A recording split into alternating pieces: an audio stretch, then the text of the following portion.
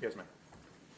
Sergeant Brown, before we return to your questions to Michelle Martens, let me ask, have you been trained in the Reed method? Is that one of the methods of interrogation that's out there? Yes, sir, it is. And tell me if you agree with this. A mistake that criminal investigators frequently make is revealing to the suspect the specific evidence that implicates him. Do you agree with that? To an extent, yes. But in this case, didn't you and the other detectives get or attempt to get Michelle and to some extent Fabian to say what you already told them had happened? No, we try to get them to start discussing in detail what occurred in the incident, and we would interject certain things to try to elicit a response from them. But you told... Can you hear me good without the other? I'll turn the volume up more. Okay, good. Aren't you the one that told Michelle that her daughter was dead? I believe I may have. And wasn't she told before she ever said anything that her daughter had been dismembered? Yes. Now, I realize this is a very stressful case, probably the worst case of your career or anyone else. But were words put in her mouth? In other words, she's given facts and then she gives them back? There were suggestions, yes. And we went over some of this yesterday, so I don't want to belabor the whole meth thing, but that's one of them where you say, correct me if I'm wrong, on page 59, your daughter got some meth and you guys had it out on the table and she died, am I right? That was a question you asked her, was it? I believe it was. I would have to refer to the transfer for exact, but yes. Yeah. And, you know, that was the theory that you and the team were going on. And eventually she adopted that theory and said that's what happened. Would you agree with that timeline?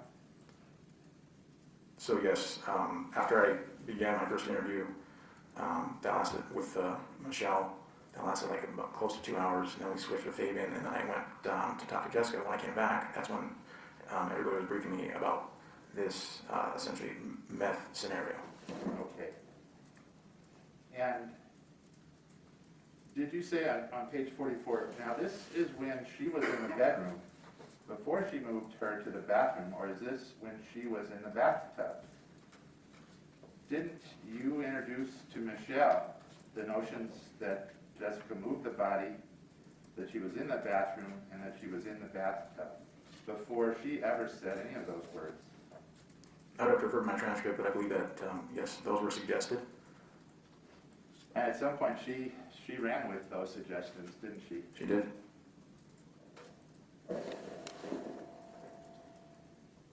And the same with the knife. You said on page 44, let me ask you this, because it may just be hard to say, okay? When Jessica and Fabian did what they did in the bathroom, where did they get the knife? And then your next question was in the kitchen? And eventually she tells you they got the knife. Okay, I shouldn't say that. Let's rephrase the question. You introduced the words knife and kitchen to her before she answered you with whatever she said. I believe that's correct.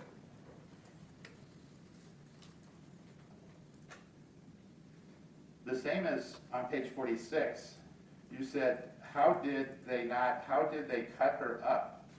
You actually introduced the word cut or cutting to her before you heard her say anything of that word. I believe that's correct.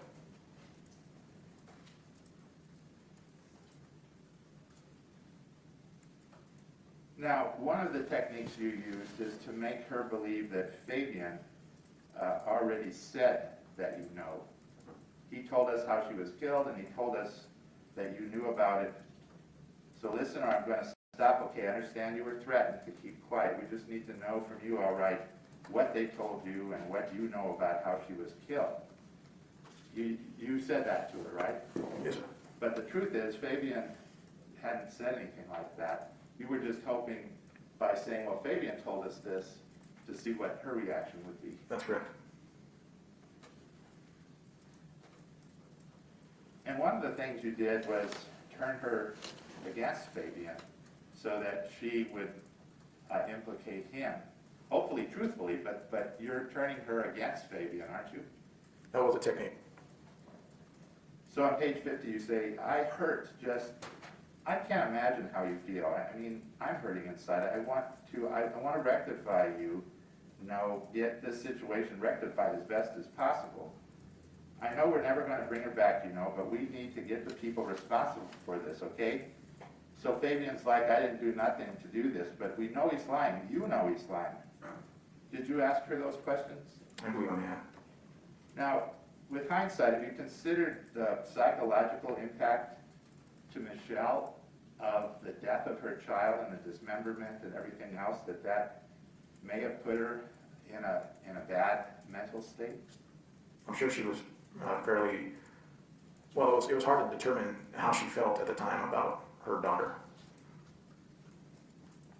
Okay, but do you think just the overwhelming nature of what you had to tell her at some point, that may have made her statements back to you unreliable? What we know now today, yes. Okay.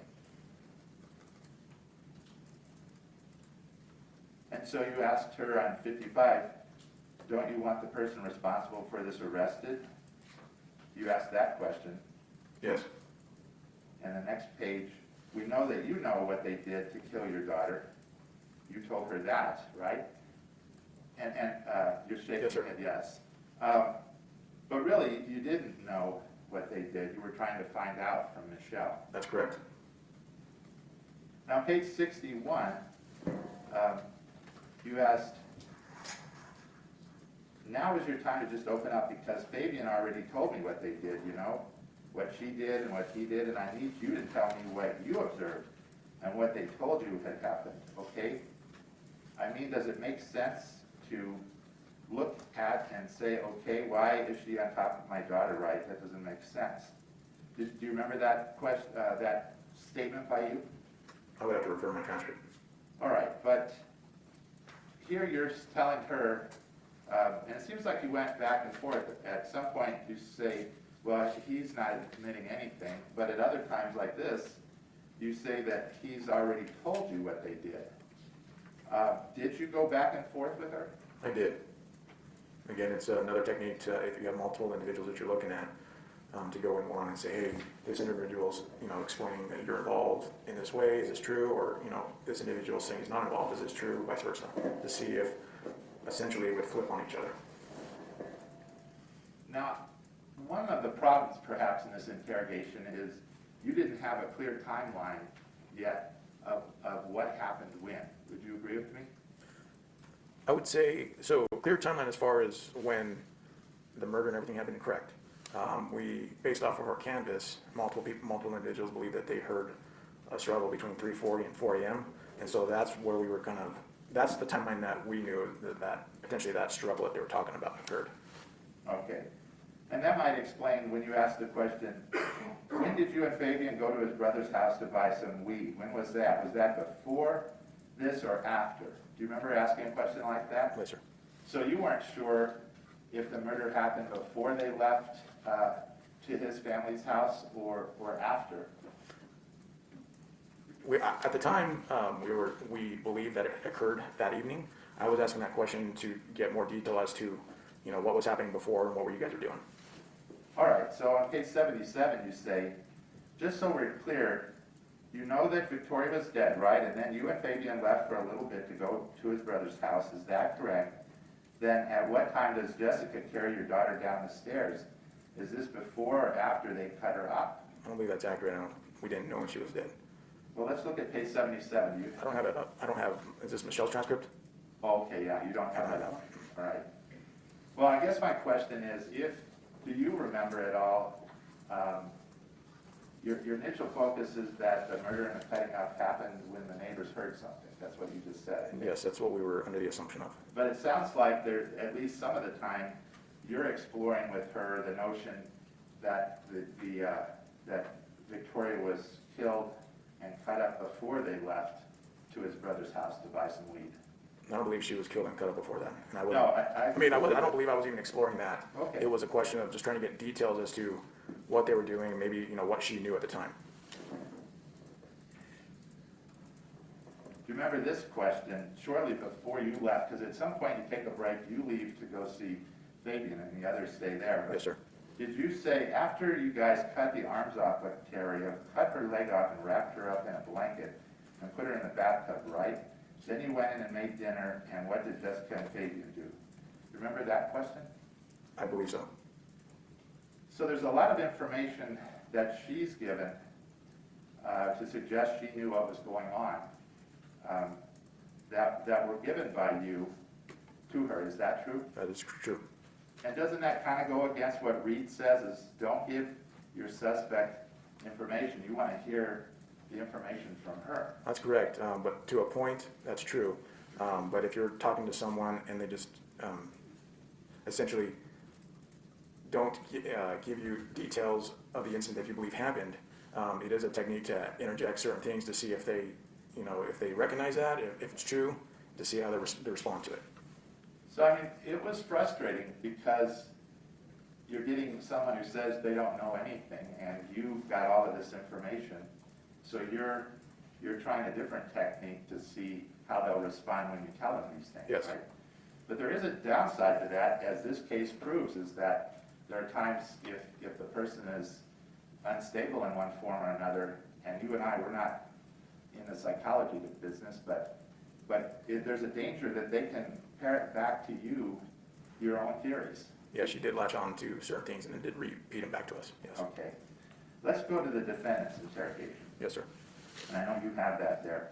Before we get into some of the lines, I think you've already explained that as the lead detective, you were getting debriefed of what other officers, detectives were saying, and of course you're a sergeant now, but back then,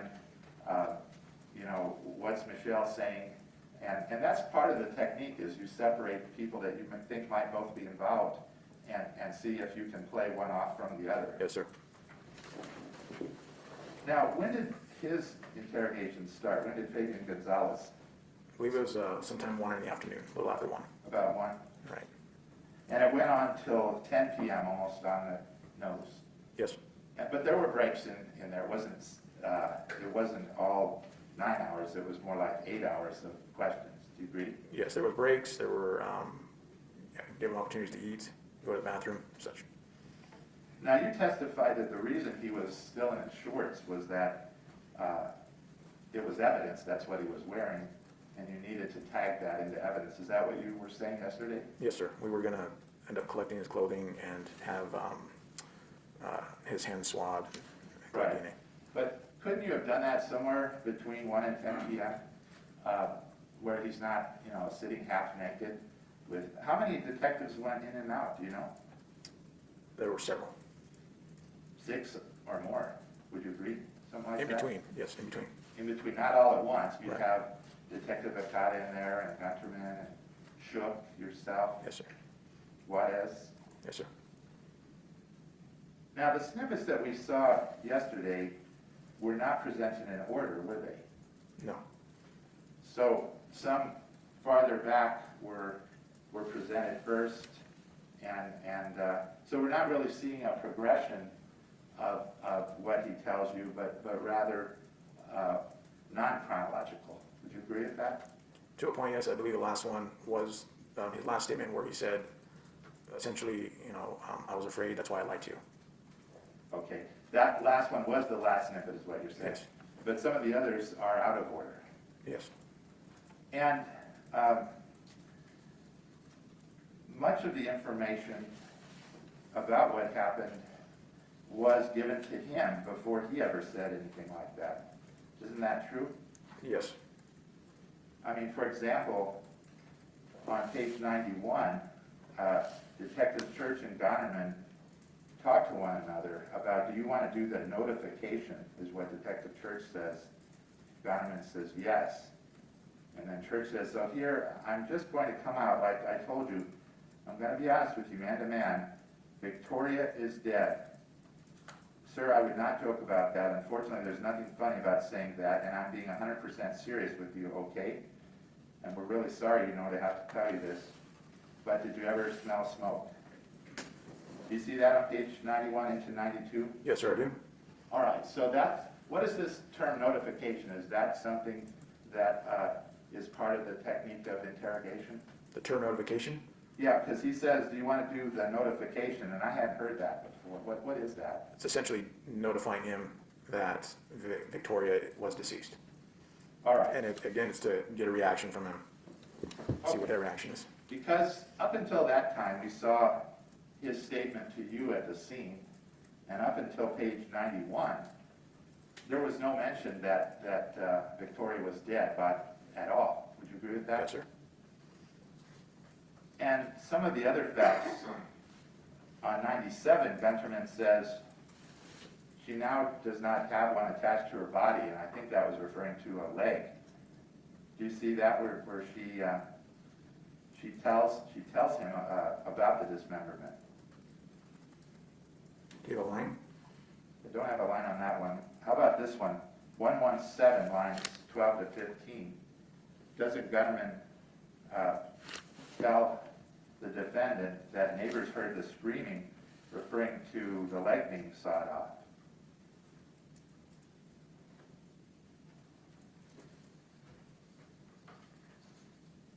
She says you're going to hear it if someone is cutting off a leg.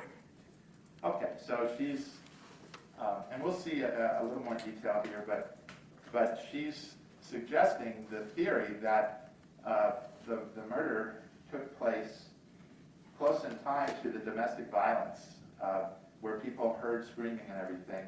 The assumption is back then that that's when. May we approach? Which one we were doing? I guess page 213 would be one. Detective Church, lines 11.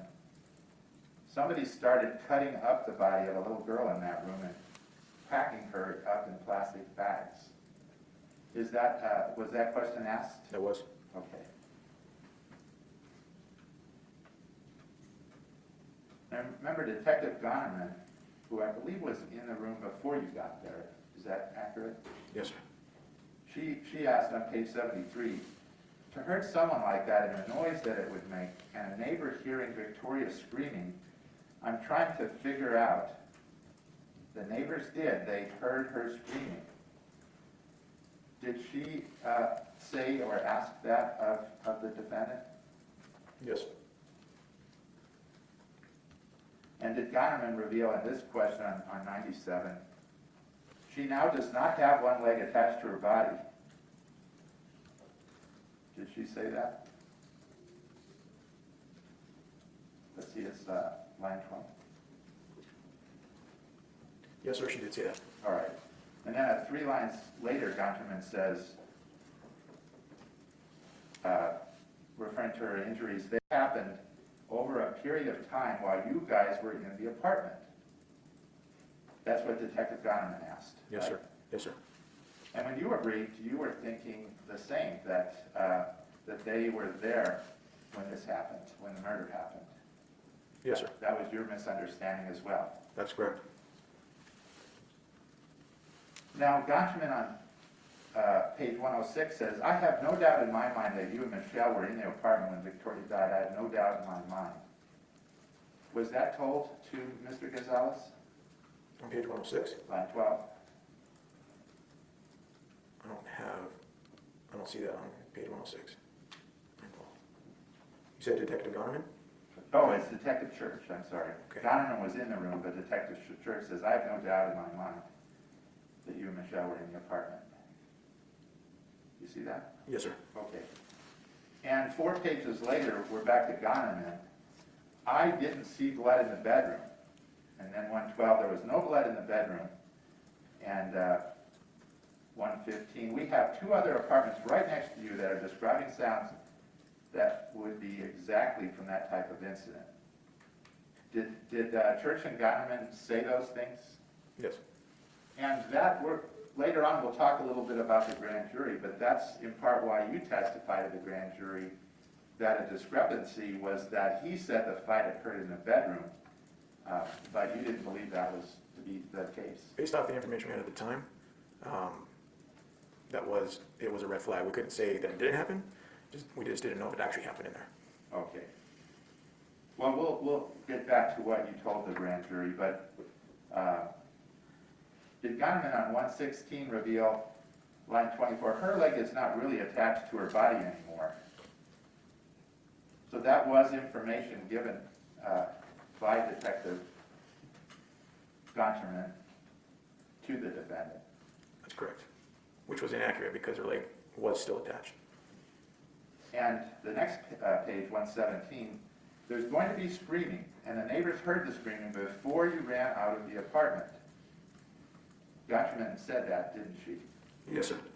And it's true there was screaming before they ran out of the apartment, but you now know that in truth she had been dead for 8 hours or more. Yes, sir.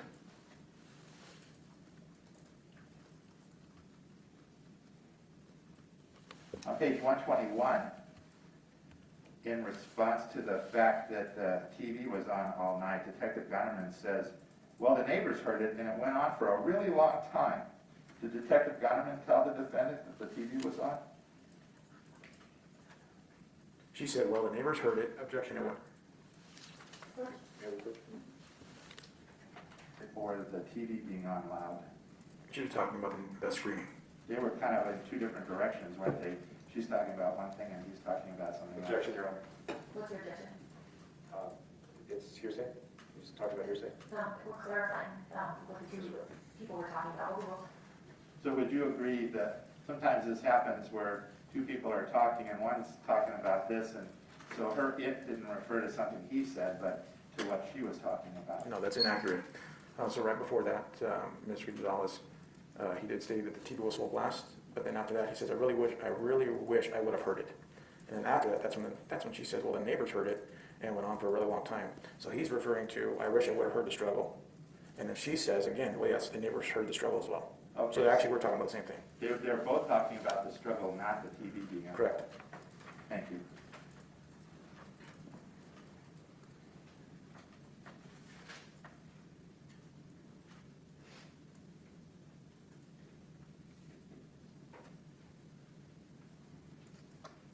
Did Church say on page 272, it was you and Jessica, Fabian, you had the knife? Did Detective Church ask that or tell that to Fabian? Let me refer my transcript. Is the first line.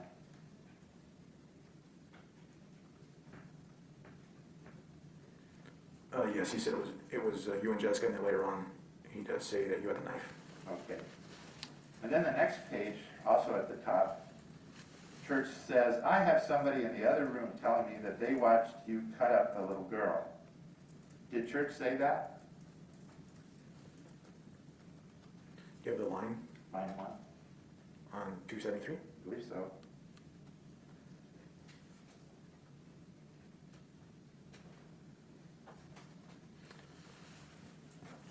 I don't see what you're referring to, sir. I may have an error there, but when you debriefed, were they and you using things you're talking about from Michelle, and sometimes you didn't get it yet from Michelle, but you're using that technique of, well, we heard from Michelle such and such to see what his reaction would be. Yes, sir. And again, that is an investigative tactic, is to take a break, talk to your other investigators to see what they've learned during the interview, to see if it's something that we can use during another interview. Now let's look at the next page, 274, line 12. This is before you ran, knocked the shit off. Is that what Detective Church said?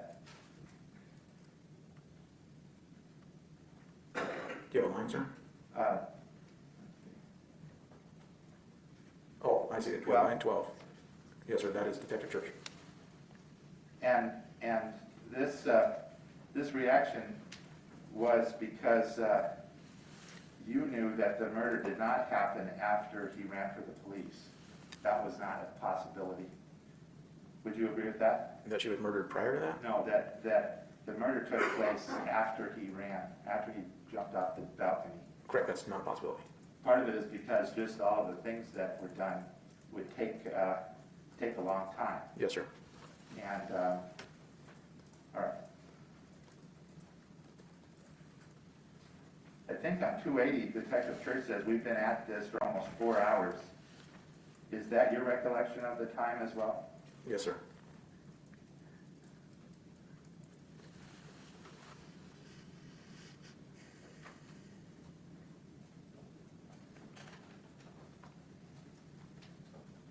And Detective Church on 282, line 11 says, hey, you're fast forwarding to about 2 or 2:30 in the morning. That was the question asked by Church to the defendant. That's correct.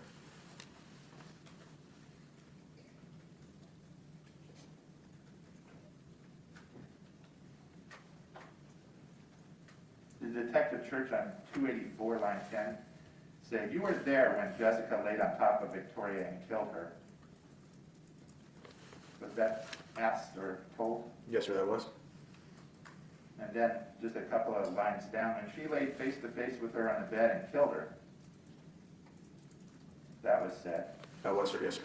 And then 2 pages later, 285, line 2, I don't think you killed her. I know Jessica killed her, but I know you were there. I need you to tell me what happened. Did Church say that? Yes, sir. And this is where you come in on page 303. You've been with Michelle for about 2 hours, and then this is when you come in to see Fabian Gonzales. Is that accurate? Yes, sir.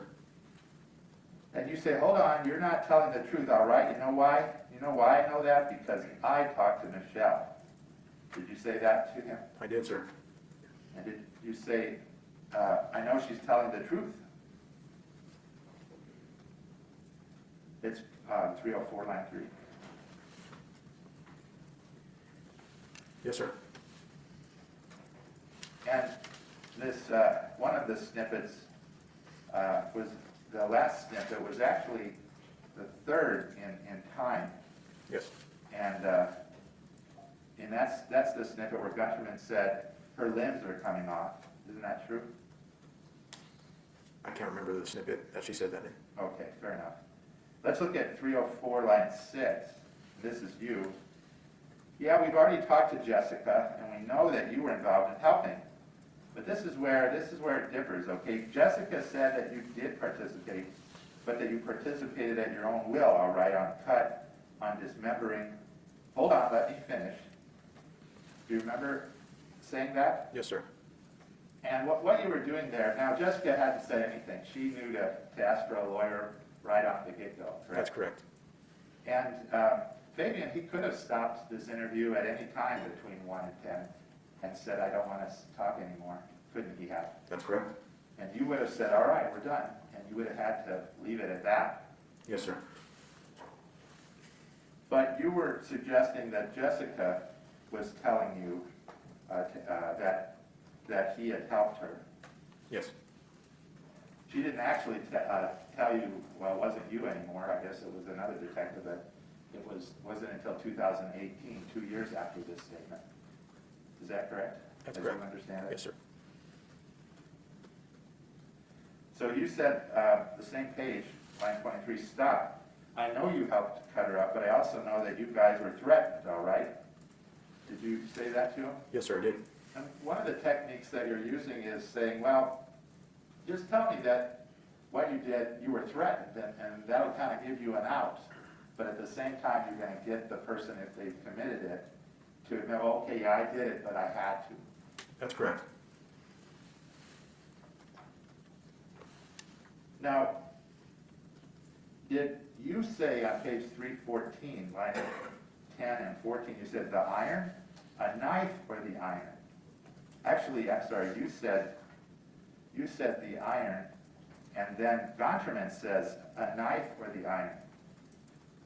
You see those two? Yeah, prior to that, Gonzales said she was trying to use the iron to take off her leg, and then that's when I said the iron. Because that sounds kind of ridiculous that somebody would use an iron to cut off a leg, right? It was odd, for sure. And Gunterman introduced the concept of a knife into this conversation just a couple lines later. A knife or the iron? Is that right? Yes, sir. Now you say on 317, line 4, I've already talked to Michelle, all right? She even lied too. She was saying, oh, we had nothing to do with it, and then she finally came clean.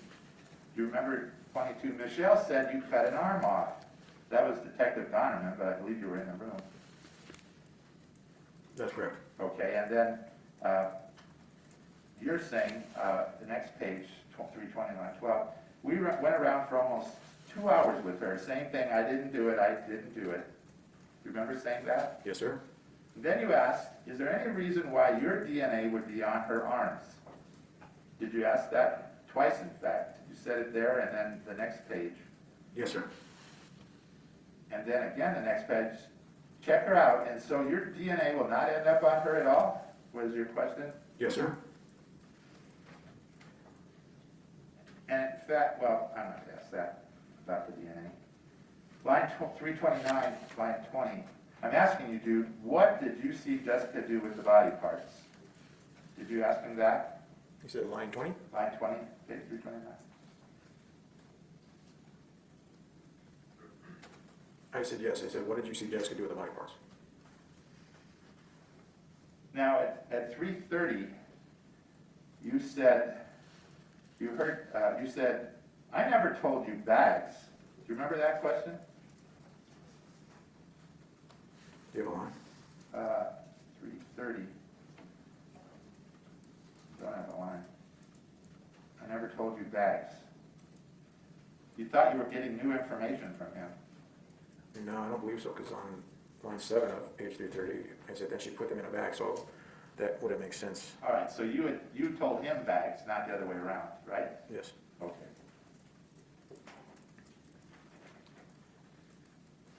Document on 333, line 1, you're not telling us everything because her arms are effing missing and her leg is missing and she's been effing butchered. And I know you saw everything and you can describe it. Did Gonterman give him that information? Yes, sir. And later in there, she says, I know you were there and I know you had a part in the physical part of it. Did Gonterman say that? Yes, sir.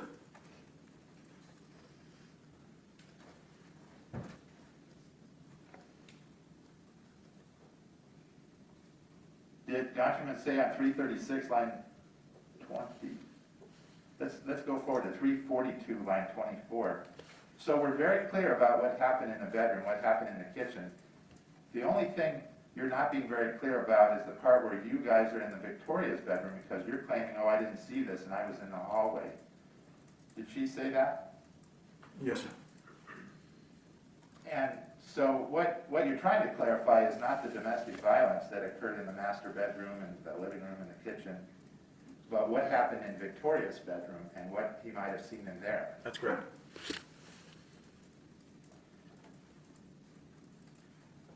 Now, you were in there when Gonterman told Fabian to sit down and listen, even after there was a concern that if he didn't admit, he was automatically guilty.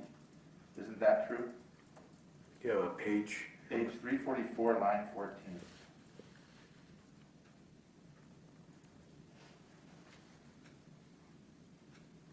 So line 14 on page 344? That's the defendant, and then doesn't Gonterman, instead of reacting to someone that is afraid that he has to say something, told him to sit down and listen. She said, well, wait a minute, sit down, listen to me. Right. Was that the right reaction to somebody who tells you that he has to give you something or else he's automatically guilty? I don't understand the question. Well, doesn't it sound like he's being coerced at that point? Either he gives up something or it's over. And you used that technique throughout this interrogation, didn't you? What technique? The technique of, if you don't give us something, you're going to go down for this. The others won't. No, that's not true. All right, well, let's see a little later on. Let's look at 351. Line 5. Was Victoria alive while this was happening? You were there when Detective Gonterman asked that. I actually asked that question. Okay. Because we're still in the mode of the domestic violence being related to the murder, is that correct? Correct, and we're still trying to determine when this murder occurred. Understood. Did you ask on page 357, line 8, why are you saying that you jumped off the balcony when we know that you actually walked out of the front door? We have witnesses that saw you walk out of the front door with Michelle, and Michelle said the same thing. She oh, he didn't jump off the balcony. Did you ask that question of the defendant? Yes, sir.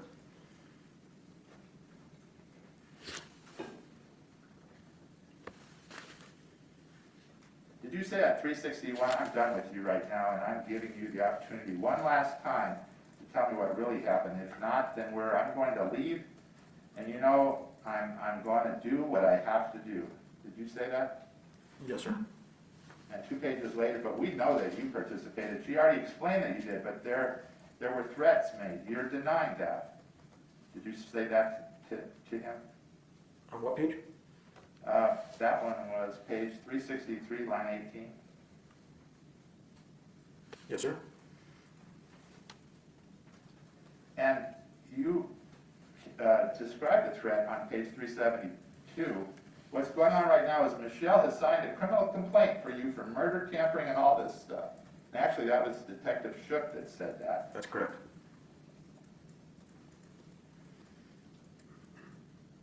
Shook said she just provided a statement that's corroborated by evidence that's putting you in jail tonight. You're going to MDC on murder. Okay, yeah, buddy, how does that sound? Yes, you, okay? That's what she's saying. That's what you get for sitting here and lying to us for 7 hours. Did he say that, 374? One more. Yes, sir. And then Shook says, the next page, line 7, I ran to the neighbors.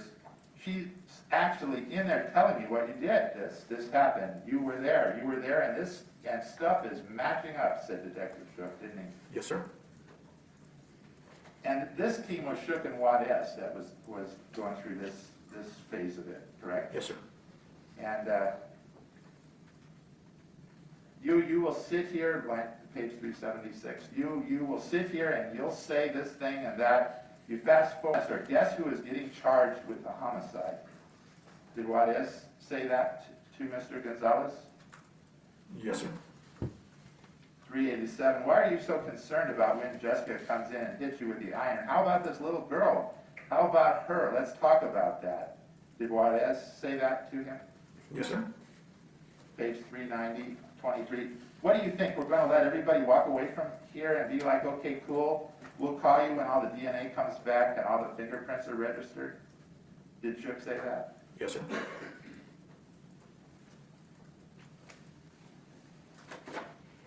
Page 393. Listen to me, stop talking about after. We're going to talk about what happened before and what happened during. Because if we're not going to talk about this, we are walking out of here and you're going to jail for a homicide. So you decide. Did Juarez say that to him? Yes, sir.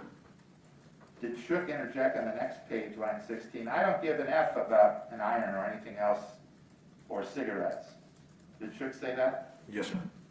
And did Juarez on page 405 say, I guess what Michelle just told us, you, Michelle, Jessica, and Victoria all did that together so you and Jessica could rape that little girl. And Michelle watched you have sex with her daughter, so we are going to get a warrant to swab your penis.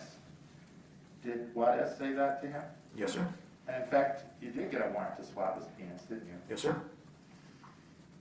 Did Juarez add on 409, you were in fault. And listen, there's a huge difference between looking at felony murder or first-degree murder as opposed to maybe something like, you know what, shit went wrong, we made a poor decision. You're either looking at life in prison as a child killer and possible a child rapist and mutilator. Did Juarez tell him that? Yes, sir. On page 411, line 11, you can spend 5 years or you can spend eternity, but you're the one that makes the decision. We can't do that for you. So until you want to be honest, you might as well kiss your ass goodbye. Did Juarez tell the defendant that? 411. Yes, sir. 413. This is a high-profile case, okay? It's getting a lot of attention, okay? That paper is going to get floated around NBC, okay? And how do you think that's going to make your visit there when you go on to DOC after court and you're convicted? Did Shook say that to him? Yes, sir. The next page, 414, line 4. So what's going to end up on that piece of paper is all the BS lies you've told us, the truth that she's telling us, the truth that Jessica is saying, and then you're going to be the guy sitting down there with 16 different stories, and this lie, and this lie, and this lie. Did Detective Shook say that to him? Yes, sir. Page 437. You're starting from point A and going to Z, and you're forgetting everything in the middle, and that's what we want to know. Did Juarez say that to him? 437. So Yes, sir. okay.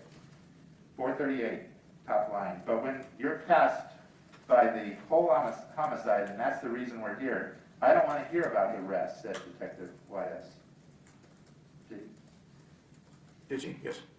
And then 467, line 4. My understanding is Michelle said that meth was given to Victoria to relax her, and that yes, indeed, you and Jessica did have sexual intercourse with her, and that kind of turns her one, and then she had intercourse with you. Was that said? That was, sir. And then the next page, is there going to be your DNA or Jessica's DNA on this little girl's vagina?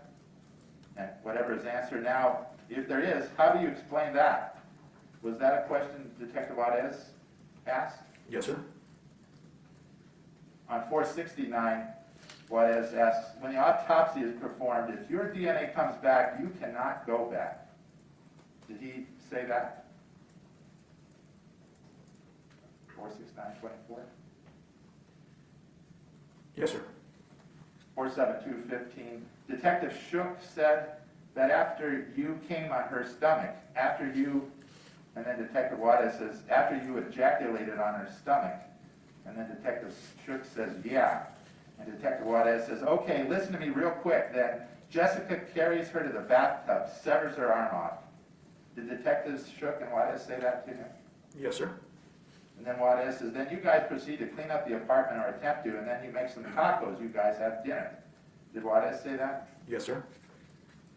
Did Shook, 7 lines down, say, your concern should be that you stuck your penis in a 10-year-old girl, blew your semen on her stomach, and then you guys chopped her up into pieces, and you're concerned about tacos.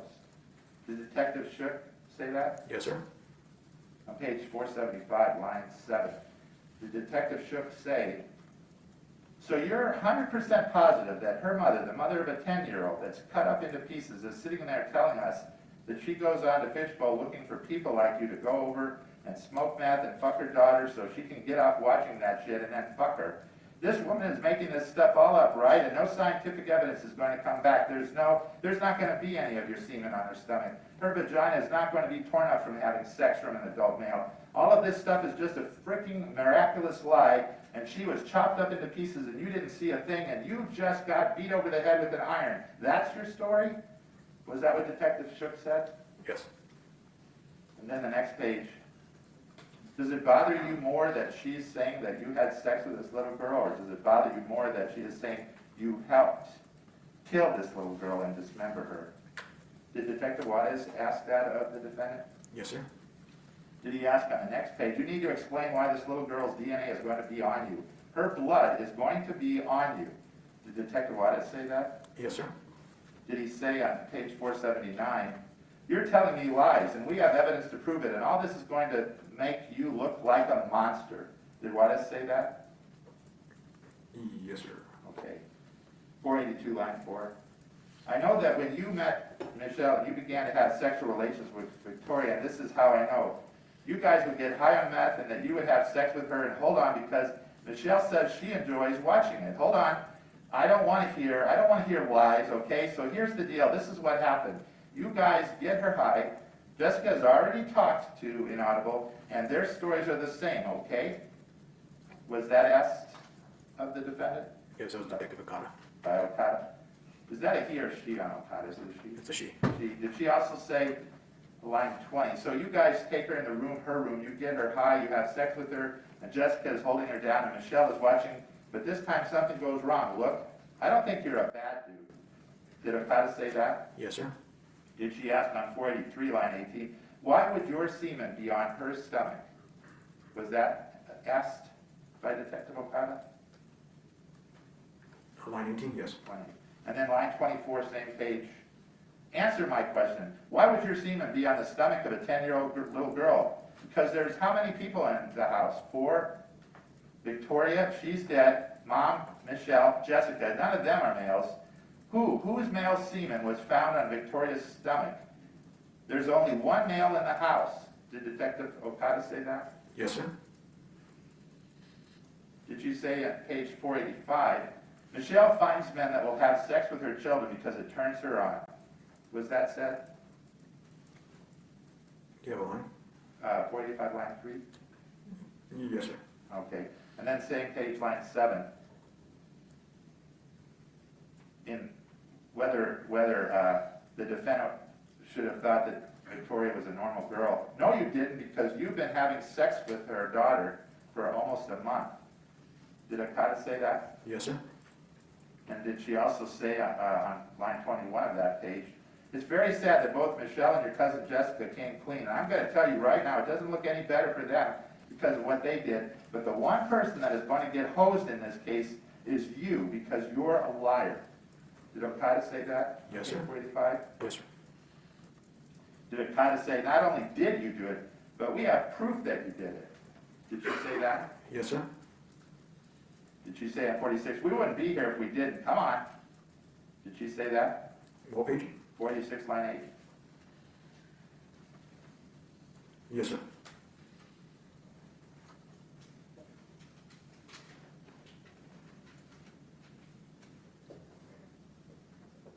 On 487 line 26, Okada.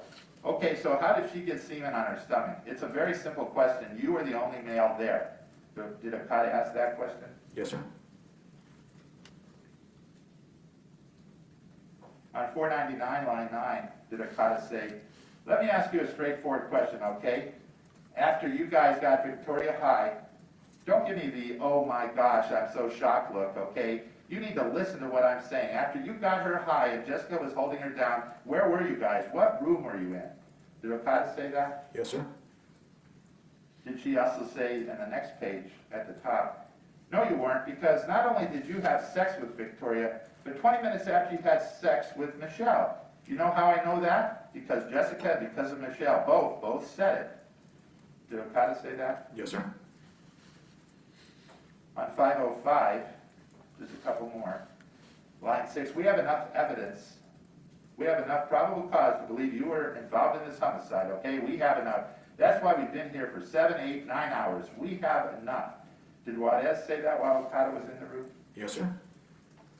And then on page 507, did Okada say, line 2, 2 people 100% came clean, and you're a liar. So you're all 3 being charged, and you're going to jail. So you're probably going to face the big charge because you don't want to be truthful.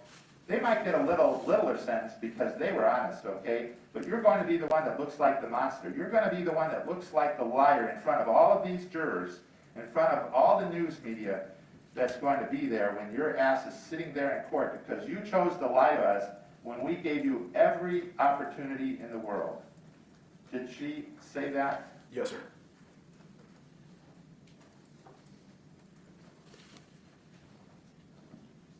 Now, you testified at the grand jury on September 9th, 2016, which was 2 weeks after the murder. Judge, is this a good time for a break, or do we want We're checking with the jury. Does anybody need a break? Okay, let's take a 10-minute break. All rise for the jury. Good morning, Sergeant Brown. Good morning, sir. So that was a very dramatic reading that we just heard of some of the questions that were asked of the defendant. Sounds like there was some frustration on the part of the detectives in this case. Would that be accurate? Yes, sir, that's correct. Yes, sir. And we heard, I believe it was Detective Shook, say something about, you'll say this thing and then fast forward 6 hours. Did you hear that? Yes, sir. And then Detective Shook said, you're going to be the guy sitting down there with 16 different stories, and this lie, and this lie, and this lie. Did you hear that? Yes, sir. And then Detective Juarez said, I don't believe you because you're starting from point A and you're going to Z. Objection, leading. Overruled. And you're forgetting everything in the middle. Did you hear that question? Yes, sir. So Sergeant, can you walk us through, and you said this was about an 8-hour interview, is that about right? Yes, sir. Can you walk us through and give us some context to those questions and the frustration. Yes, sir. During the interview, there were times where it was explained that there's no way that the way he described the fight, essentially. He said, that it happened very fast, and then he exited, Michelle exited, and that did not match up, one, with the time frame that was given. Again, he was still, at one point it was like around, I think the latest was 2:30 or so in the morning. Again, that still didn't match up with what we were hearing from the witnesses that testified, and that also we identified during the canvass saying that they heard screaming between 3:40-ish and 4 o'clock. So his time frame and his details of what happened were like very summed up, and we kept kind of asking him to explain, kind of walk us through detail, but he never would. It was very, very summed up and quick, and again, that was a red flag to me that he's omitting, leaving things out that are very important to the case. So you talked about this gap in time. Yes. That basically was an unexplained gap in time. Yes, sir. Was he repeating that gap in time over and over and over again? He did. Did he tell you that, well, now I'm going to tell you? Did he say things like that? Yes, sir, he did. And then did he end up telling you? No. So you got the same story over and over again? Yes, sir. It wasn't towards like quite a ways into the interview. That's when he admitted, okay, yeah, I saw it. I should have done something about it, but I was scared, and that's why I lied to you.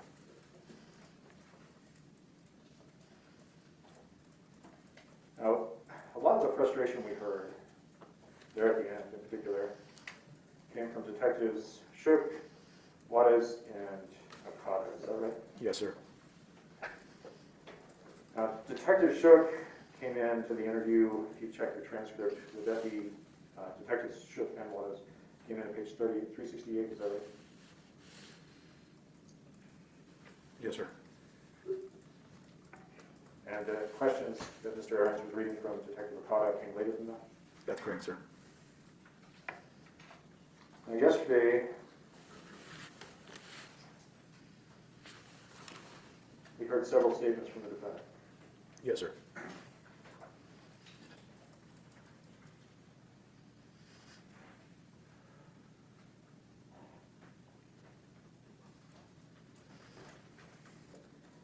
And the defendant answered, I don't know what she was using, but all I know is, Detective Church said, well, was it a knife?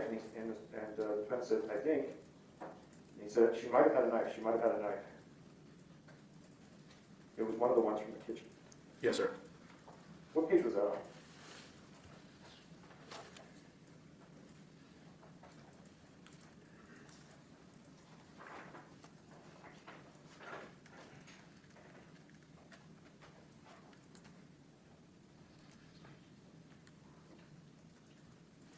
That's going to be on page 252, where Mr. Gonzales says she had a knife.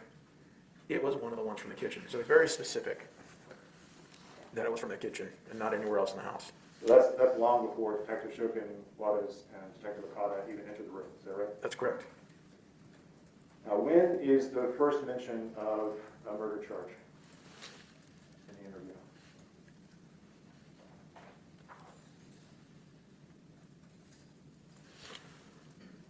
It appears it's at page 385 of Detective Juarez. She says, so you need to be honest or guess who's getting charged with a homicide. Again, that's long after the statement we just talked about. Is that That's right? correct, yes, sir. Many, many hours after that. And then we heard another clip yesterday where the defendant, he was asked, so what did she do with the body parts? He said, I don't know what she did. Well, she said, all right, I'm going to put them in a bag. And I was like, whoa, what the hell, I guess. What page was that on? It's going to be on page 324, and that was, he said, well, she said, all right, I'm going to put them in a bag, and I was like, whoa, what the hell, I guess.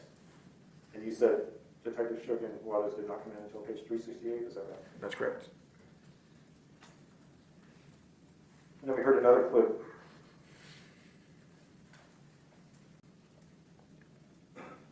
And the defendant essentially said that he saw Jessica do it, and he just didn't want to admit it until now. Is that correct? Yes, sir. Could you look for the word admit? Or admitted? Yes, sir. that's on?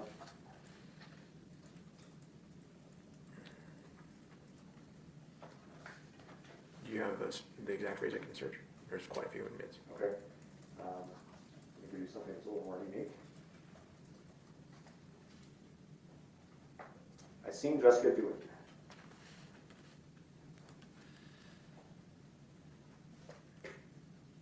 Okay. Yes, sir. That's page 305. Ms. Gonzales says, I seen Jessica do it, okay, but she threatened me that I'm going to get killed just like she threatened to kill Michelle. I seen Jessica do it. Yes, I did. I'll be scared for retaliation. And is that around the time that he said that he just didn't want to admit to it? If you turn to page 306. Yes, sir. He says, oh, what I'm saying is I seen it happen. I just didn't want to admit to it right away, but I didn't have no part of it. But yes, I did see it, and I got threatened with my life. You said that was page 306. Yes, sir. Now, there was also a time, and we saw this in the video yesterday, when the defendant had a sheet of paper, and he was making stabbing motions, Yes, sir. and then he made stabbing motions on the paper. Yes, sir. Is that contained in the same discussion near the 306? If you turn to page 308, does Detective Gonter then ask him to draw the cuts and show what he saw? Yes, sir. And again, that's before Detective Shook and Waters came into the room, Yes, sir. and before a murder charge was mentioned. Yes, sir. I want you to look up some words for me Yes, sir. in the transcript. I want you to look up abdomen,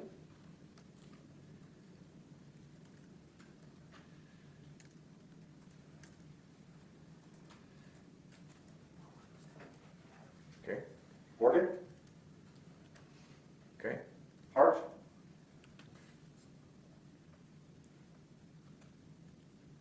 Okay. chest,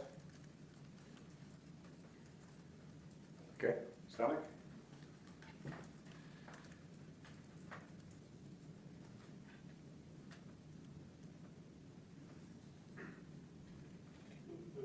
and middle.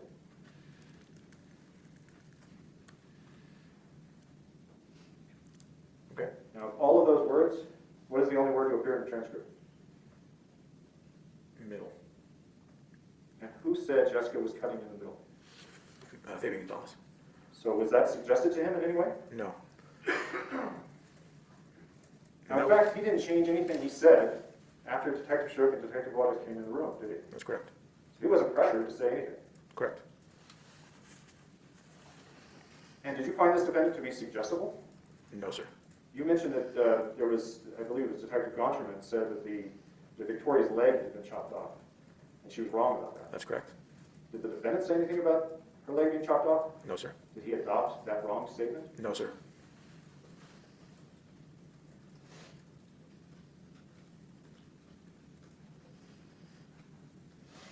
At one point, Mr. Ahrens read a question from you in which you said you were going to leave the room.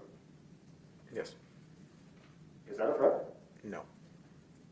Is ending an interview a threat? Not at all, sir. Mr. Ahrens also asked you a question in which you said that you had witnesses that saw Mr. Gonzales go out the front door. Yes, sir. Did you have witnesses who saw Mr. Gonzales go out the front door? Yes, sir.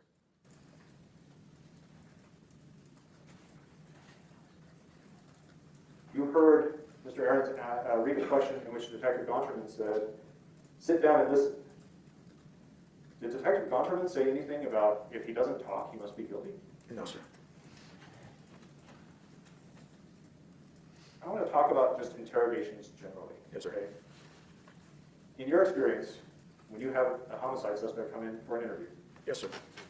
do they tend to give all information and all detail immediately? No, sir.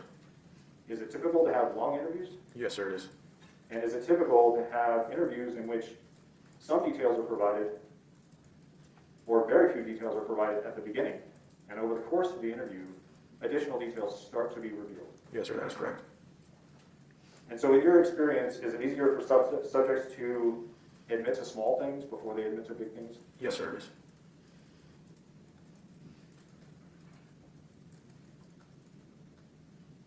We also heard a question in which I believe there's some mention of whether Jessica Kelley did all of this.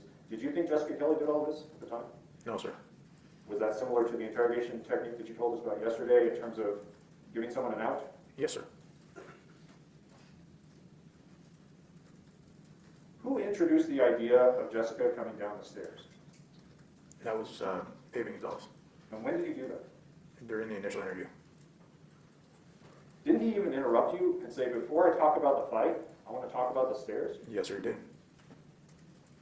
Now, during the course of the interview, as Mr. Martens explained, you didn't know when the homicide occurred, did you? That's correct. In fact, some of the questions suggest that you and the other detectives thought the homicide may have been closer in time to the fight. That's correct. Is that correct? Yes, sir. Did you believe that Victoria was dead when she came down the stairs? We didn't have any idea at the time, so no. And so who's first associated the stairs with the homicide? Fabian Gonzales first associated Jessica bringing her down the stairs with the homicide. We heard mention about how sometimes you don't introduce facts in an investigation because suspects can parrot those facts. Did the defendant in this case parrot any facts? No, sir. We also heard Mr. Aaron ask you about the defendant wearing shorts and whether he could have given him more clothing earlier.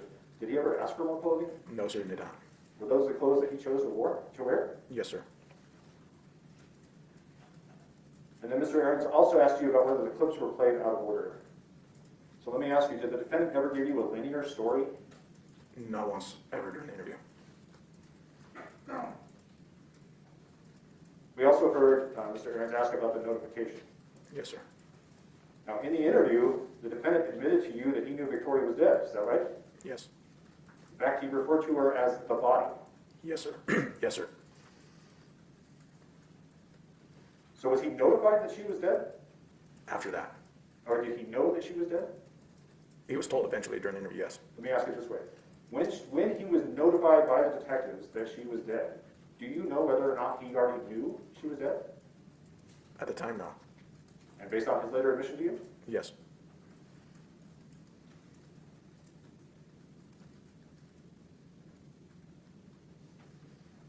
This was very clear. Initially, he said, I had no idea she was dead. And then later on in the interview, he admitted to knowing that she was deceased and saw everything happen.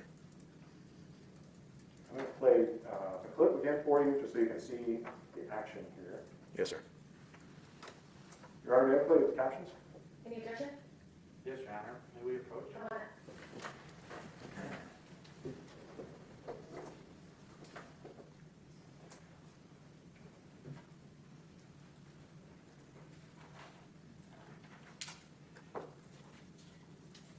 What happened? So listen, you need to be honest, because I know that you helped cut her up. No, stop. Stop. I know you helped cut her up, but also you got threatened. All right? I didn't help cut that little girl up. I did it, but I seen it. You need to be I honest. seen Jessica do it, okay? But she threatened me with, she got out to get killed. Just like she's gonna kill Michelle. I seen Jessica do it, yes. I did. I'm just scared for retaliation. Okay, so listen. She decided to prison. But I don't want her to come threaten me and my family. Listen, I know that she threatened to kill you, but I also know that she threatened to kill you to help her. Because she's not going to help this by herself. I didn't listen to that, no. If you did and you were threatened, we can explain that. Because that's the thing. I already talked to Michelle.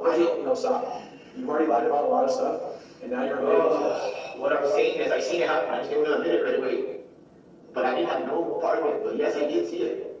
And I got threatened with a knife. Okay? I was scared. I didn't know if there was anyone else there or anyone else outside that Jessica was seeing. Okay? But I did not help her do that. No. Okay, but I also know that you guys weren't asleep when you guys got hit, and that whole thing didn't happen because, again, We were all we were laying down. It was a night time. What do you mean? We were all the way, like I was telling you, we were all the way in the dead state. We were like 20, 30 minutes getting ready for it. You know that. You're tossing and turning, you're getting comfy. Okay? And that's what just came into that very shift. so listen, again, I'm asking you to be honest. If you really were threatened, if you were threatened to keep your mouth shut, I understand that. See, that's something we can explain. I understand, but what I'm going to try to say is I didn't do anything to that structure, but I seen it. Okay? I seen Jessica doing it. What did you see? Her stabbing and doing that. What did you want? You need to be honest, man. You know what? I'm giving you the opportunity. Stabbing her. Trying to say how I'm going to like now. I didn't. But I seen her do it. What did you see her do? I seen her stabbing at her, cutting at her, weird, like crazy. Show me on a piece of paper. Okay, go ahead and sit down. I'm gonna give you a piece of paper. Hey, guys, Show me, it's okay, this is important for us to know, okay? Listen, you gotta trust me. I'm not here to blow smoke up your butt, dude. This is a serious case. I understand. You don't understand. You lied to me the first time I talked to you. Because I was scared. And we understand that, so here, draw me, Fabian, show me how the cuts were made and who did what cut. It's very important, okay? Because then we can figure out what involvement you had, what involvement you didn't have, and where you felt being upfront, and we know you're scared, okay? So that's why it's really important, and I know you've been through a lot, but this is important, okay? I guess you guess it cut and acceptable. Okay, so you're in the bedroom, in Victoria's bedroom. No, I just like when I was stopping at okay, I see Jessica. Okay, well you might cuts like this or something, so show me on. Okay, so a cut is different than a stab. So we're in the mall? Yes. Okay, so you're in the mall, and let me see your pen real quick. Okay, and is Victoria, is she laying on the bed? Is she on her back or on her stomach? I think she was laying on the bed. She on her back, face up, or face down? I don't know if she was face up or face down. But I'm thinking, but I know she was on the bed. Okay, so we know that I know. you saw enough, or heard enough to describe the cuts and the limbs coming off, so. I was doing it and I was scared. I was screaming and yelling at stop. Doing that to the little girl. As Michelle, I'm telling you, I don't listen to the script. Okay, just think who was going on. And then hitting the body, going crazy, trying to go, I just did this my favorite thing. Let me, Michelle, we have to get it now. No. She wasn't listening, she was just doing it, but we didn't tell her because we were scared. Sergeant Brown, in that clip that we just saw, Yes, sir. the defendant was making gestures like this. Yes, sir. Right? And did you hear Detective Martens, did she say, well, a cut is different than a stab? Say it again? Did she say a cut is different than a stab? Yes. So when there was a discussion of cutting earlier with the defendant, that's not the same thing as a discussion of stabbing. Correct. Did any of the detectives make this motion? No, sir. Nobody made that motion at all.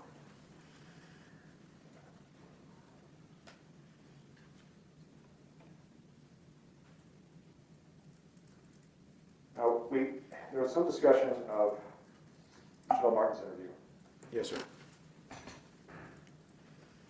Do you remember seeing on the defendant's phone a text from the defendant to Michelle asking her to do a line with him and Jessica? That's correct. Yes, sir. Did Michelle, in her interview, did she tell you that that line that he asked about, that meant meth? She did. So Michelle already knew about that. Is that fair? That's correct. Yes, sir. So the detective didn't introduce the idea of meth to her. That's correct. Yes, sir.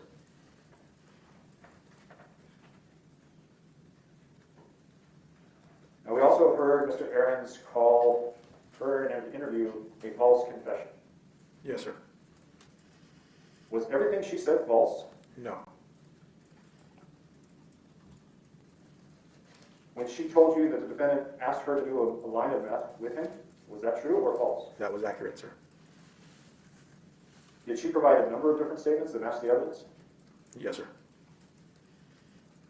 And then she provided other statements that were later determined not to match the evidence. Would that be fair? That is correct, sir.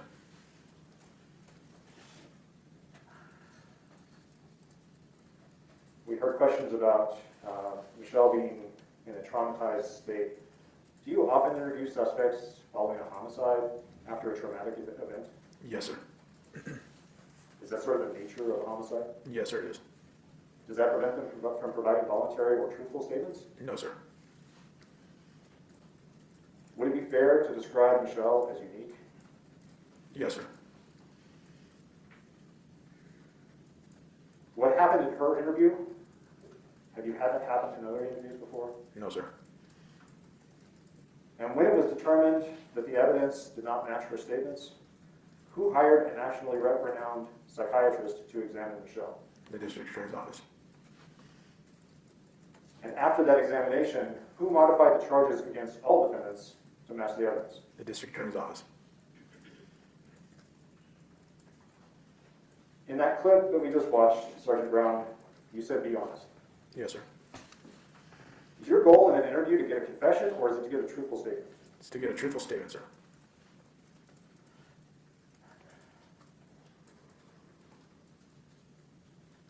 After the defendant admitted that he had been lying to you, Yes, sir. did he ever say that Victoria ingested meth? No, sir. Did he ever say he sexually assaulted Victoria? No, sir. Did he say any of the things that Michelle said were later determined to be false? No, sir, he did not. Did the defendant need medical attention that day? I believe he was evaluated for a little cut, but no. Did he decline medical attention? Yes. And the defendant has been described by several witnesses as acting normal at the scene after the police were called. Would you say that's accurate? That's correct, sir. You were asked about whether you believe the defendant and Michelle got together to concoct a story. Did you have information from the neighbors that the defendant met Michelle in the parking lot before they went to apartment 407? Yes, sir. Did you have information from the neighbors that the defendant and Michelle both went out the front door? Yes, sir, we did.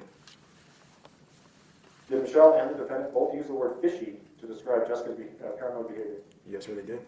Is it unusual for a suspect to use the word fishy in an interview? Very. And that's why, again, we believe that there may have been some type of concoction with the story. You heard testimony that when the defendant went to apartment 407, Michelle joined up with him. Yes, She asked about her phone several times. that's correct. And the defendant said to her each time, remember, she took our phones. That's correct. And when someone suggests an answer like that, does that support the idea of a rehearsed story? Yes, sir, it does.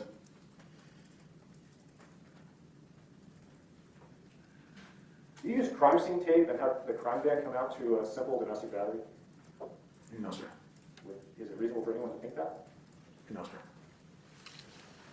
Well, you saw the lapel video of Michelle going under the crime scene tape Yes, sir. and asking if she could have the defendant ride with her to the hospital. Yes, sir.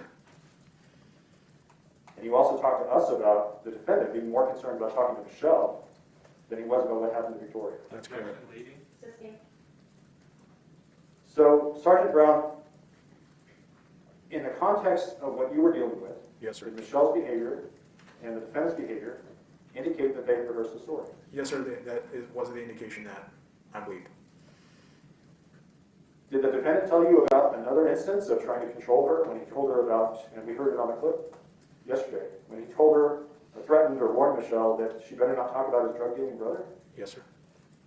Is that a red flag? Yes, sir.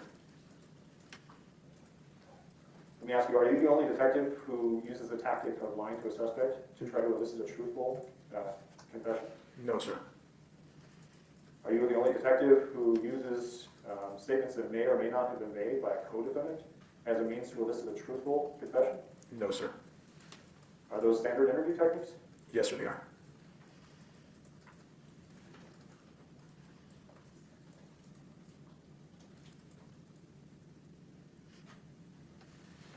Mr. Aarons asked you about the defendant saying that he woke up at 1:40 a.m. Yes, sir. to Jessica Kelley hitting Michelle with an iron. Yes, sir.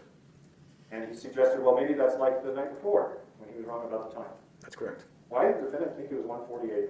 Because Jessica Kelley told him, according to him. And how did Jessica Kelley know what the time was? He said that she looked at the phone and said it's 1:40 in the morning. So the previous night, had he mentioned that someone looked at a phone and saw the time? No, sir. Was he estimating? Yes. And we heard from Monica Ramirez Rivera about hearing two people on the balcony, one of them wanting to talk, a female wanting to talk, and a male saying, let's go inside. Is that right? That is correct, sir. And was that about 1:40 a.m.? Yes, sir.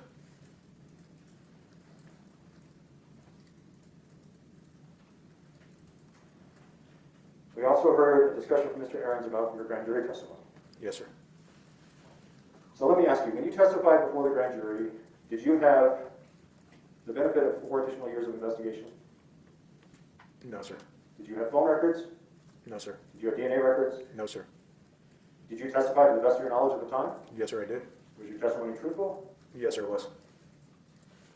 And at the time that you testified to the grand jury, had you consulted a pathologist in this case? Yes, sir. Did you ask a pathologist about those stabbing motions the defendant made? Yes, sir. Did you ask if that could be consistent with Victoria's wounds? Yes, sir. Did you consult with an expert physician in the area of child abuse, child sexual abuse? Yes, sir. And in fact, did she testify to the grand jury? Yes, sir, she did. Did she explain to the grand jury a medical finding of relatively deep anal tears? Objection?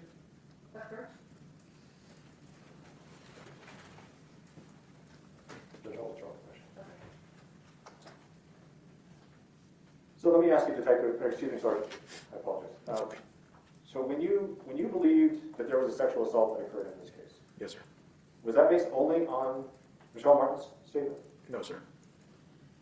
When Victoria was found in the bathtub, did she have any clothing below the waist? No, she did not. Were her underwear in the trash can? Yes, they were. Did they appear to have blood on them? Yes, they did. We talked about yesterday about drug results. So let me ask you this. Did you think about getting a warrant to determine whether any of these defendants had drugs in their system? No, sir. Why is that? Because we didn't have any indication that they were under the influence at the time. And what time were they interviewed? Fabian, the second interview for Fabian was at 1, after 1, and then, so they were later in the afternoon. Everybody was interviewed. Much later than the incident. Do you have any information about that until those interviews? No, sir. And what does it mean to you that the interviews took place potentially 12 hours after the incident in this case, in terms of getting a drug test? It means after 12 hours, it gives the body plenty of time to essentially dissipate and metabolize anything that could have been in their system.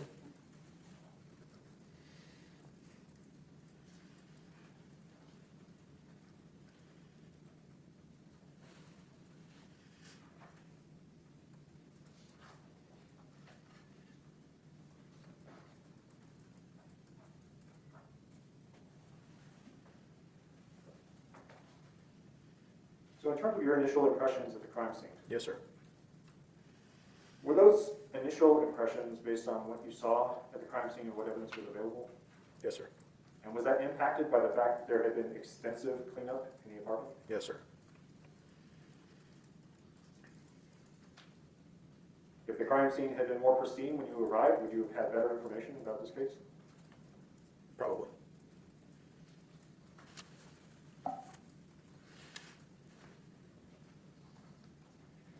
Can I have one?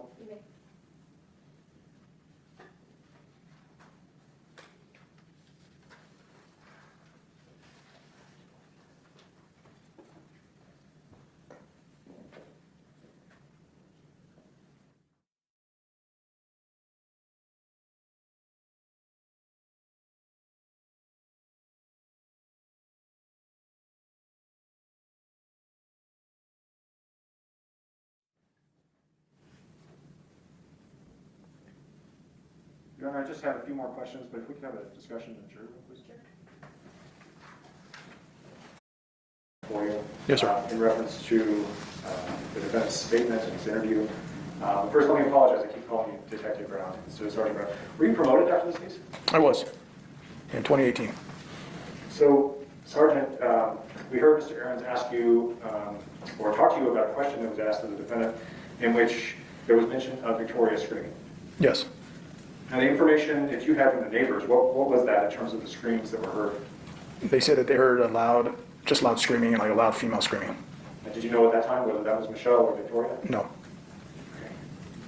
And again, in his version of what he said ultimately, said to you in terms of seeing what Jessica did, he said cutting up the body. Is that right? That's correct, sir.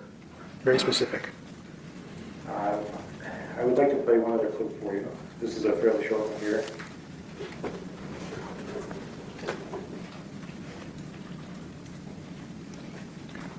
Here's Victoria's body. I drew a silhouette for you.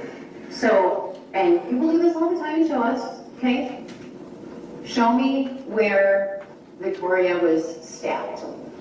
Oh, she was laying down, right? On her bed, okay? And I see Jessica doing, like, I guess, she was laying down, she was trying to fuck up Michelle too. Okay. At the same time. And Michelle was in there, young, I know. And I was Okay. like, right there, like, my girl, stop, please, just stop. Okay. And she was, like this stabbing at it, like, Okay, so show me where the first stab was. I don't know, it was like probably right in the middle or somewhere or something. Okay, so make a mark where that first stab went with Jessica. This is all crazy. You know what? Let me tell you something. But I'm telling you, like, the first stab was like, she walked up to her and she was like that, so maybe like right there. Do it to the paper, just how she did it. Okay. Stabbing at it, yeah. She was going bam, bam, bam, bam, bam, bam, like it's in the same kind of area. No different. So basically, according to your story, she should have multiple stab wounds, correct? Well, she should have like a lot of things wrong. You tell me what she should have wrong. She should Because have. your girl, listen, man. All right, she's gonna be examined tomorrow.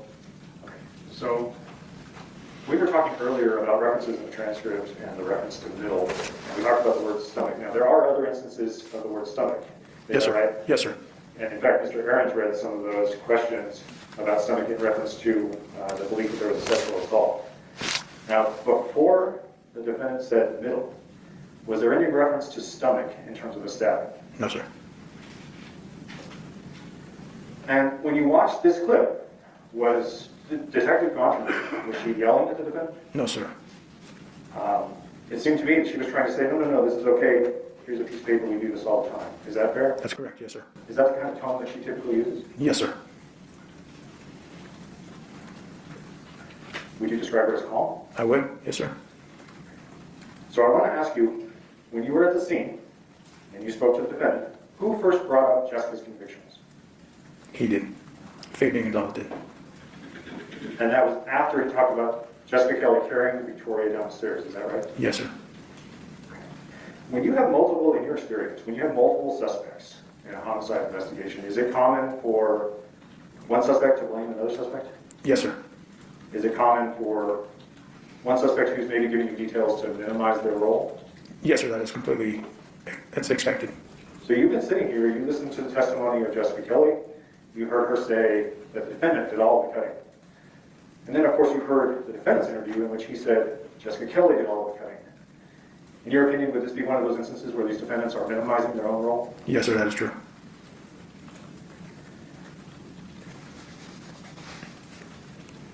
There are no further questions. All right, thank you. Next witness, excuse. Yes, Your Honor. Please sit down. Thank you.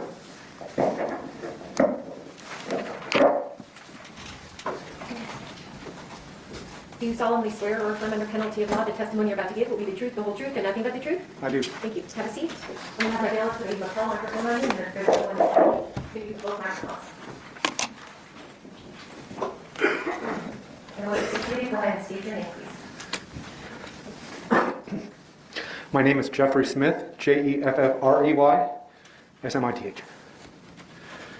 Good afternoon, sir. Afternoon. Can you tell us where you work? I work for the Department of Public Safety at the Forensic Lab in Santa Fe. And what's your position there?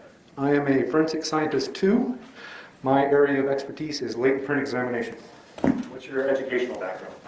I have a bachelor's degree in criminal justice from California State University, Sacramento, and I've attended numerous training courses and conferences, educational conferences to include workshops throughout my 35-year career. You said you're in the latent print examination unit of the Department of Public Safety. How long have you been doing latent print examination? Over 35 years. And did you receive specialized training to do this work? I have. I received my initial training with the Sacramento Police Department, and I've had ongoing training throughout my career. And in what areas have you been trained? I've been trained in crime scene investigation, latent print processing, photography, latent print examination, which is the comparison component. Digital photography? I've been doing this for over 35 years. When I started, we still used film. But yes, now we use digital. And what kind of professional certifications do you have? I am certified by the International Association for Identification as a latent print examiner and a 10 print examiner. Are you required to have continuing education in this role that you have as a latent print examiner? To keep my certifications, I am. I have to renew every 5 years. There's a requirement for continuing education, as well as our laboratory is accredited by the International Organization for Standardization, which also requires continuing education. And when were you last certified? Or I should say, when were you last, you said recertified every 5 years? Yes. Yeah, when were you last recertified? Last year, I think, maybe the year before. Okay. Are you a member of any professional societies?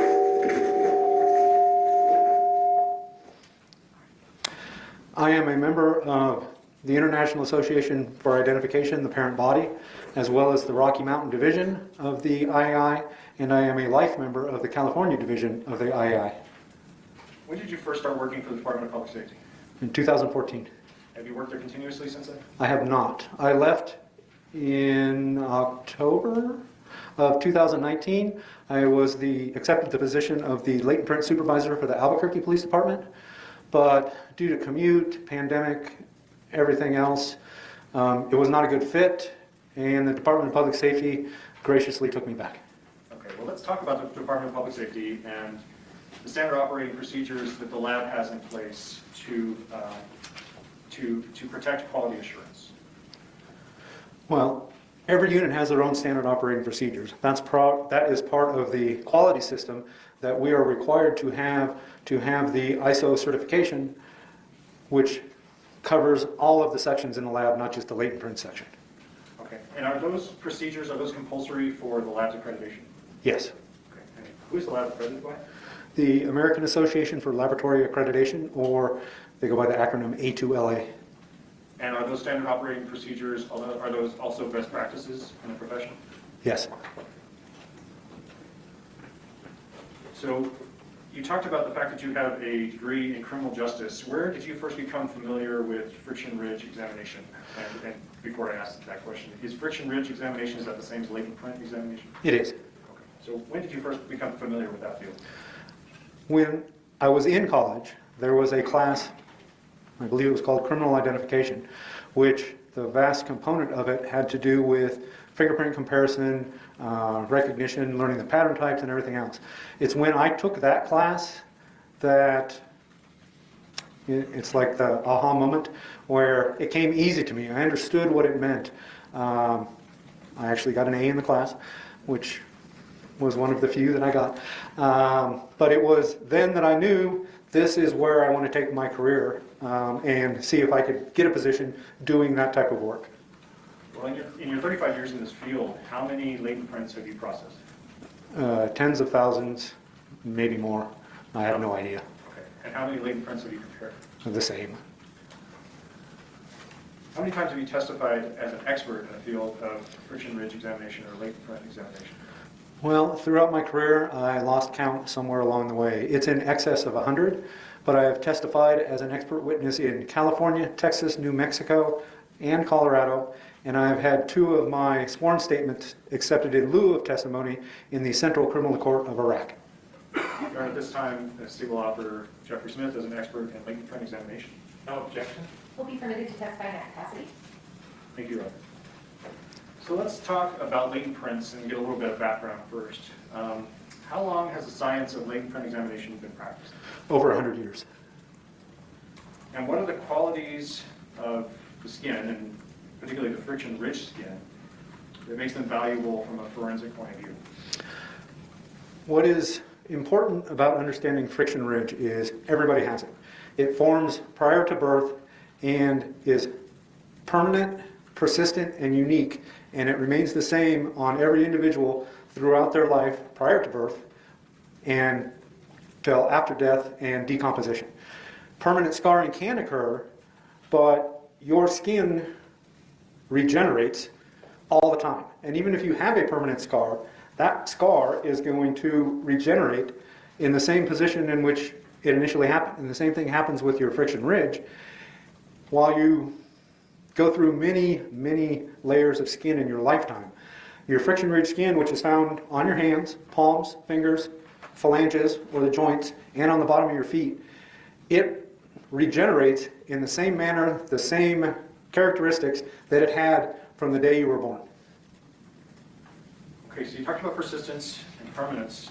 You also mentioned uniqueness. So does that mean that, for example, we heard testimony from a DNA expert, and they were talking about excluding people and statistics that were in numbers that are too large for me to say.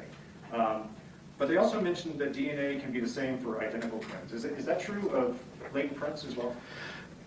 Not all fingerprints have ever been compared to everybody in the world, past or current. But there have been studies with identical twins, and while identical twins share the same DNA, their fingerprints are different. Okay. Now, in all of those studies of fingerprints, have 2 people been found to have the same prints? Never. What are exemplars? Exemplars are known standards that are intentionally taken from an individual. I'm going to speculate that the majority of people in this courtroom have been fingerprinted at one point in time in their life. People get printed all the time for a variety of different reasons. Those are exemplars. We know where they originate, we know the source, and they are intentionally taken. And what are the ways you can take an exemplar?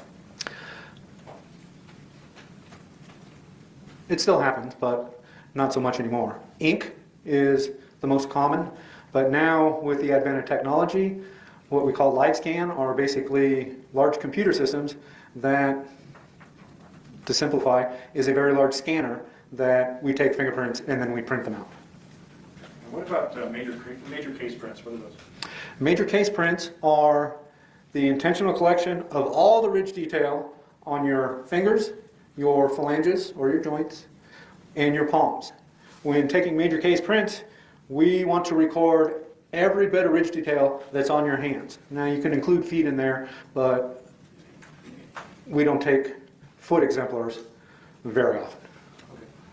So let's talk about the process of developing latent prints. How is a print deposited on a surface? When we're talking latent prints, we're talking a chance impression. When you handle an item, there's a chance you're going to leave your prints on it. And that is a transfer of the oils and residues on your hands onto that item. I teach in latent print development currently in the police academy. One of the first things I do when I'm teaching in the academy or teaching latent print development is I will take something like this bottle, more often like a soda can because it's smoother, it doesn't have all the bumps and ridges. And I will hold it up in front of my class and I will say, okay, I'm holding this item. You see me holding this item. So my prints are going to be on that item, right? And everybody always agrees, yes, my prints are going to be on that item. The next thing we do is we process that. Sometimes we'll develop my prints. Sometimes we won't develop my prints. And it has to do with a lot of factors. The cleanliness of the item, the smoothness of the item, how dry your skin is. We live in New Mexico, it's really dry. So just because you touch or handle an item doesn't necessarily mean you're going to leave a print on it for me to develop down the road. Many times when I'm processing items to try and visualize or develop latent prints, I will not develop any usable prints. We'll get bits and pieces because when you touch an item, like I say, it's a chance impression. You'll leave partials that are not usable, but I will develop prints that I can use to determine source. So let's take that example, okay, of you grabbing that water bottle. Let's say you did that yesterday, and then you did it again today. And when you process it, you get one print. Are you able to tell which day that print was left? No. And if you touched it as you grabbed it, where you had all 5 fingers and the joints in your hands and your palm, and you only find one fingerprint, why would that be? All the reasons I stated. I may leave a print. I may have more sweat on my, say, my index finger as opposed to my other fingers. I may have residue on it. There may be residue on the bottle that will collect it or let me deposit print on it that I can then develop. Sometimes I touched it repeatedly and I touched it in the same spot. So now I have ridge detail I've left on the bottle that's on top of other ridge detail. Well, that, for the most part, spoils what I'm trying to do. Because when we have stuff stacked or overlaid, most of the time, it is not usable for comparison. And so if you find one fingerprint on there, it doesn't mean you picked it up with one finger. Right? Common sense would tell us that you picked it up with more than one finger. Yes. Oh, you talked about this a little bit. What are the types of surfaces that a print can be deposited on? There are basically 2 types of surfaces. There's porous, or something that's going to absorb, and non-porous, something that's not going to absorb. So when I refer to porous, think of paper. Paper is a good porous surface. Non-porous, my water bottle, my soda can, a piece of glass, something hard, smooth, those types of things. And does a different type of surface affect how you develop the print? It does. Okay, in what way? For porous items, we typically use a chemical called ninhydrin. Ninhydrin reacts with the amino acids that your body secretes, and it turns a purplish color. Because when you handle an item, a porous item, say this piece of paper, you leave the print and it gets absorbed into the paper. So that print, paper's really good because it's absorbed, hard to wipe off, it's in the paper. So they will develop kind of like a negative would, but it's a purplish color. And we apply heat and humidity. We have a special oven that we put them in and we cook them to develop those prints. And that's for porous items. For non-porous items, our typical process, and let me back up just a second. Every examination I conduct, the first examination I do is a visual examination because even though we refer to them as latent prints, There are many times where if I just manipulate the lighting, the prints are visible to me. It's still a latent print, but it's a visible print because it's on the item. So then if I see something, I will document it photographically because that's how we document and collect our latent prints. So back to non-porous items, after a visual examination, we put it in an airtight chamber and we heat superglue. The superglue fumes float around in the chamber and they will adhere to the residue on that item and develop the prints. We develop any prints that are usable, we photograph. Sometimes we photograph when they're not usable, and that's how we know they're not usable. If we're unsure, we take a photograph. Every step along the way, if we develop any prints, we photograph. Following superglue fuming, we use a dye stain. Our predominant dye stain that we use is called Rhodaman 6G, and then we view it with an alternate light source, meaning we can change the wavelength of the light, and when we do that, the Rhodaman fluoresces and helps us visualize and see the prints. Sometimes it will enhance prints that we've already developed that were previously not sufficient, or it will develop prints that we couldn't see with the naked eye, and then we will document them as well photographically. So I think we're all familiar with crime shows where we see dusting for prints, right? Where the officers are on the scene and then put powder down and then they brush the powder and then they're looking for a print that's left behind. Is that a process you use in the lab? Rarely. Dusting is primarily for field work. We have a lab with controlled environment and chemicals that we can process with. It's much more efficient. We get better results. But it's not practical for field work because you can't bring the car in to our lab to process it. So we can't bring the windows in on the burglary to process it. So while dusting is a very good technique, and I've used it a bunch of times throughout my career, it is not something that we employ on a regular basis. And typically that is black powder out in the field. That's what most people are familiar with. I will on occasion use fluorescent powder on items and then view them with the ALS to see if the print will fluoresce. And then if you do lift in the field, they typically put tape over it, lift it, attach it to a card, and then submit it. So you talked about the CA fuming or superglue fuming method, and you're saying, is that a more accurate or at least more sensitive method for developing a print than dusting the powder? I would say yes, just because it's a controlled environment. You can develop prints with superglue, cyanoacrylate, that you may not develop with powder out in the field. Okay. Now, tell us about the laboratory procedures for handling evidence. What do you do in the lab to make sure that there's no contamination or to make sure that you're not smearing a print that's been left behind? Well, our procedures are, we accept evidence items from every agency throughout the state of New Mexico. So they come into the lab in a variety of different ways.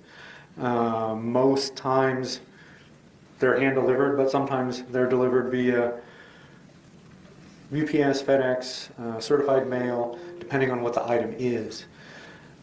When we receive it, our evidence custodians enter it in the system and barcode it. Then they scan it for chain of custody and they put it in one of our mini storage vaults. When the case is assigned to me, I request it from the evidence section. They go to the vault, they scan it, bring it out, scan it to me. I put in my unique password so that the transfer of the chain of custody goes from the evidence section to me. When I process items, if it is for another section, typically latent print examination is first, DNA analysis is second, and then depending, firearms or chemistry for drugs. So if I have an item that comes in that has subsequent processes requested, specifically DNA, I wear, I don't know if this is the correct term, but I refer to it as a clean room suit. It is a Tyvek jumpsuit. First I put on a mask, then I put on my Tyvek hood, then I put on my Tyvek suit. And of course we always wear gloves. That is the procedure that I use to try and prevent any kind of contamination. And do you use examination paper? Do you lay examination paper down? We put paper down for each individual item if it's a DNA item. So for example, my water bottle, I will put examination paper down to do my photography, to look at it. Then I will take that examination paper, discard it, and new paper for the next item. New gloves. I still wear the same suit because that thing doesn't come on and off for each item.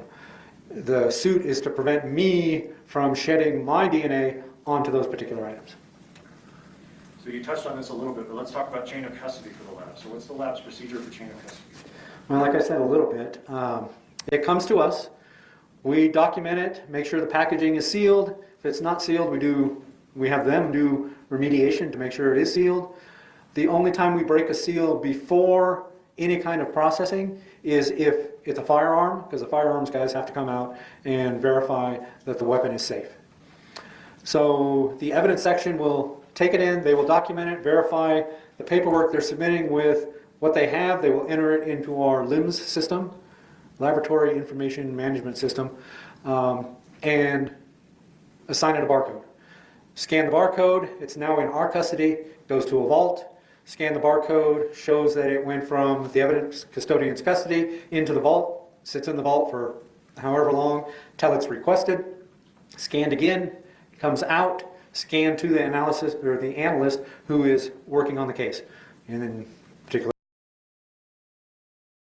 since we're talking about me, into my custody. When it's in my custody, I have a locker where I have the key to the lock on the locker. Stays in my locker unless I am working on it, actively working on it. Locker stays locked when I'm not there. When I go home, come back the next day, unlock the locker, continue working if it's a multi-day processing. Do you have multiple items out at a time?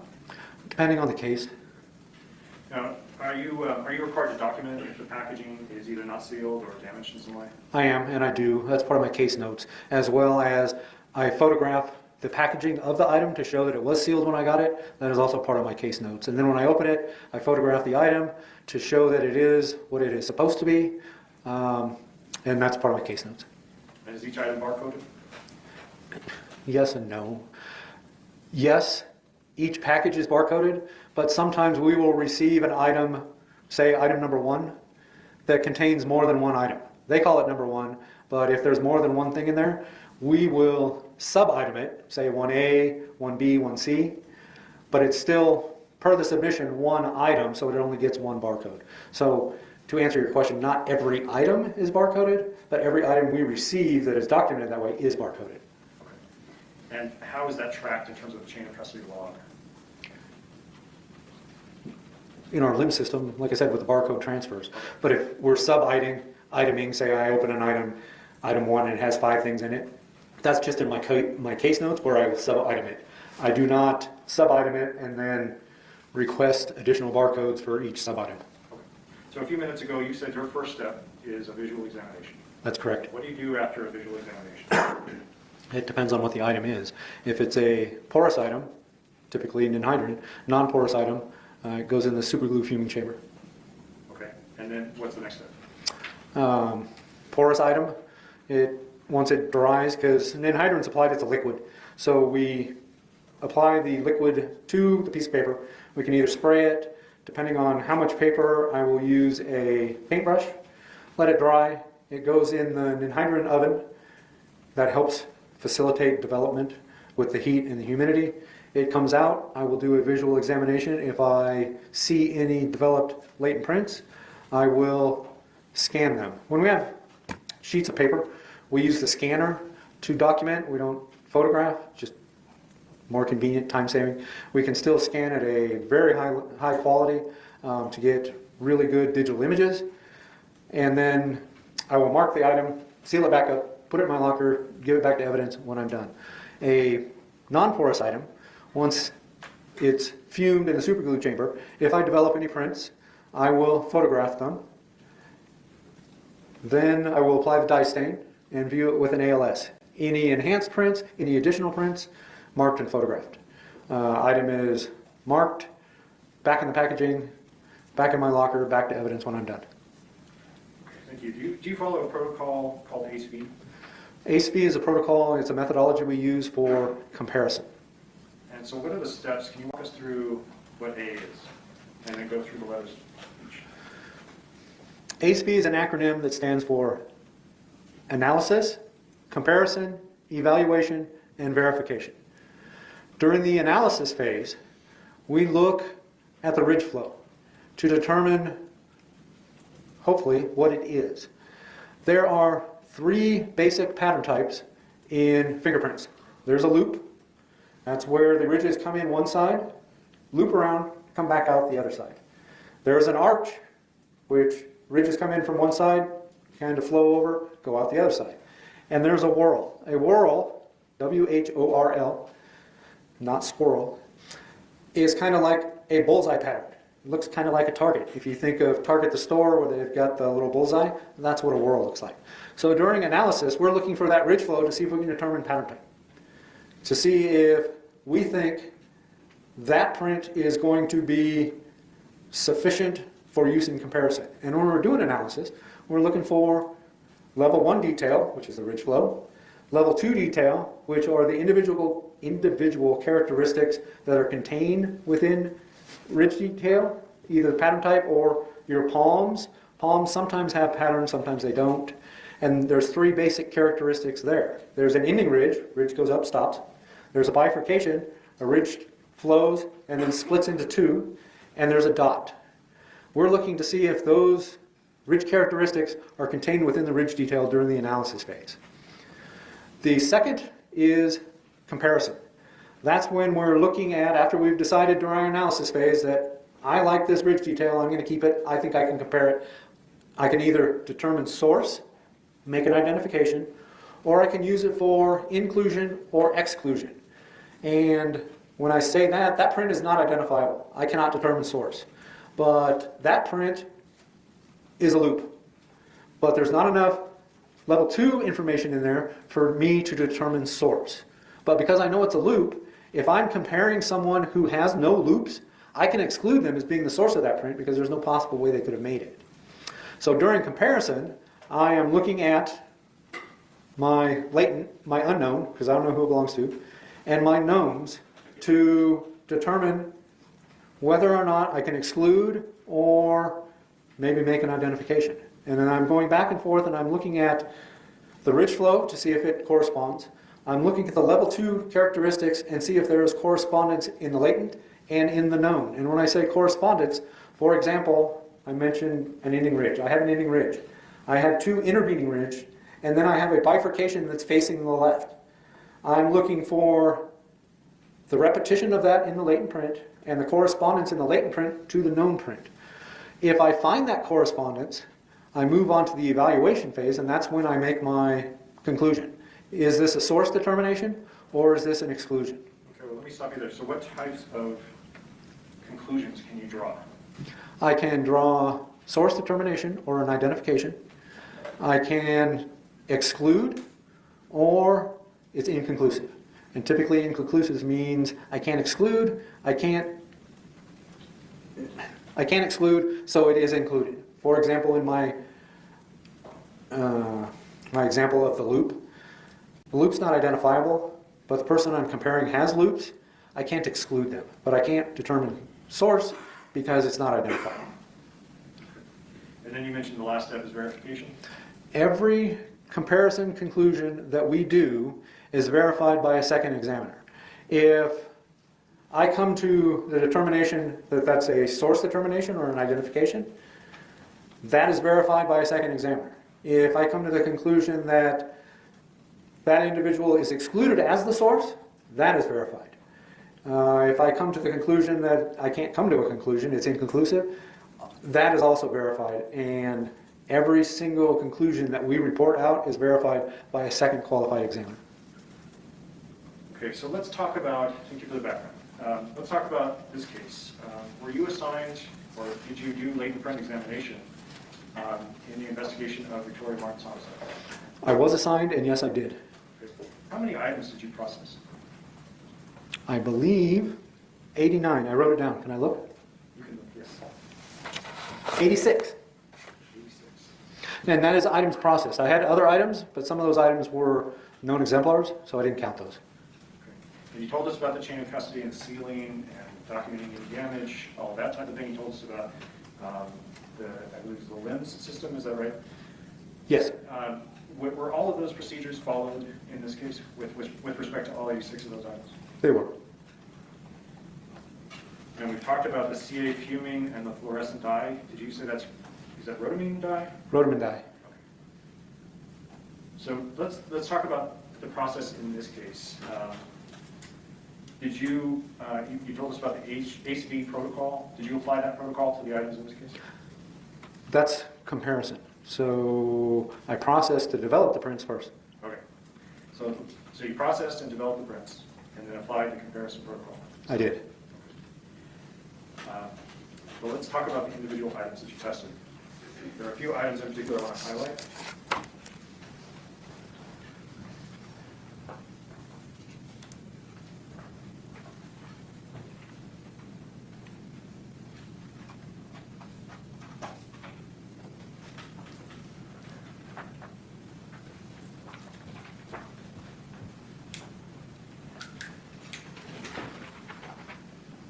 Let's talk about item 2674, which is the wipes container.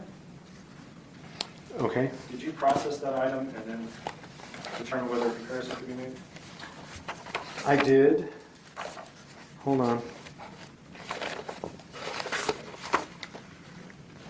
Yes, it was a striped Huggies container that had reddish-brown stains. That's how I described it in my notes and in my report.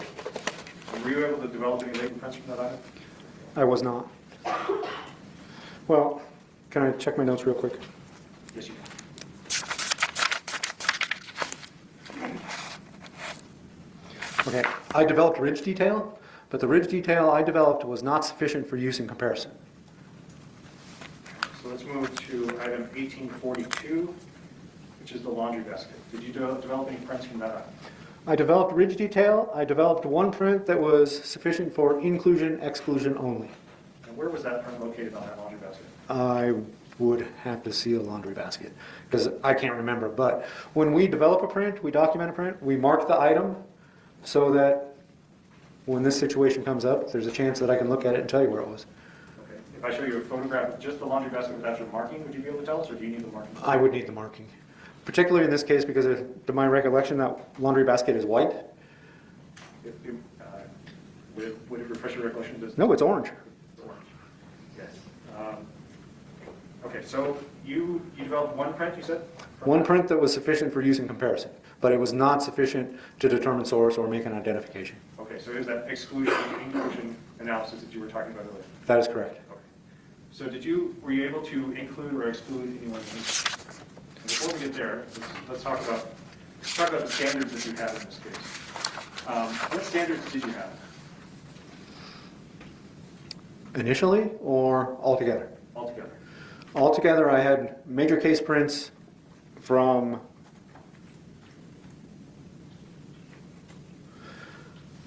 Fabian Gonzales, Michelle Martens, Jessica Kelley. I do not know. I had inked finger, palm, and footprint standards from Victoria Martens. I don't know if they met the degree of quality to fall under a major case, but when we receive prints on a deceased individual, many times they are not a complete set. Many times they're not even including palms. I also had major case prints from Armando Gomez, and there's one other individual that I had prints on by the name of Matthew Oding, and I also described those as major case prints. And you talked about major case prints for Fabian Gonzales, Jessica Kelley, and Michelle Martens. And were you involved in obtaining those major case prints? I was the one who obtained those major case prints. Okay. And did you use the ink and roller method? I did use ink. So let's go back and talk about 1842. Were you able to make an inclusion or exclusion with respect to the standards in this case? I was able to eliminate Gonzales, but I could not eliminate Kelley or Michelle Martens or Victoria Martens, and it had to do with the quality of the print. The print wasn't good enough for me to make that determination. So I don't remember off the top of my head because this was 5 years ago. That print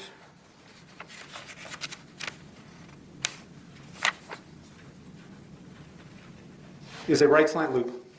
So when I said there's 3 pattern types, there's loops, arches, and whorls. There's 2 types of loop. There's a right slant and there's a left slant.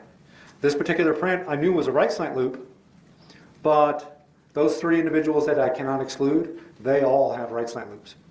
So I can't make that determination. Your Honor, may I first witness? You may.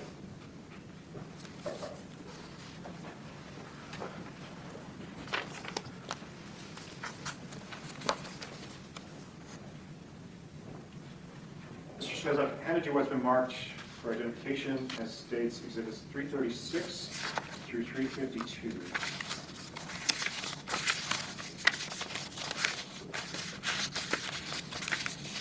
You could review those items and tell us what contained in those exhibits. Photographs that it appears that I took, they were part of my case notes, particularly 336. 337 is an enlargement of, I'd have to look. And I believe if you use 336 for reference, would that help? Maybe. Yes. So 337 is enlargement of the latent impression on item 1849, one of the impressions. It looks like 338 is an enlargement of the second impression that's on item 1849.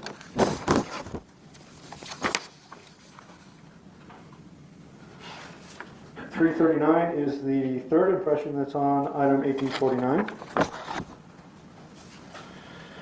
340 is my visual example of showing correspondence of an identification for latent impression 1849-3.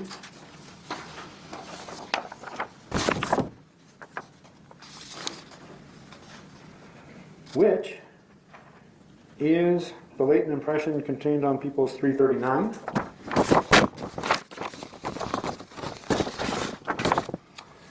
People's 341 is an enlargement of the fourth impression from item 1849.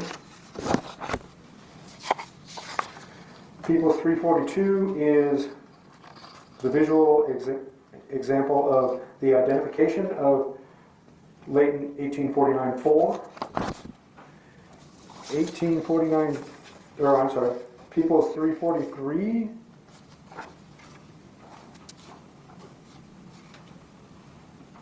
appears to be an enlargement of one of the impressions on item 2680.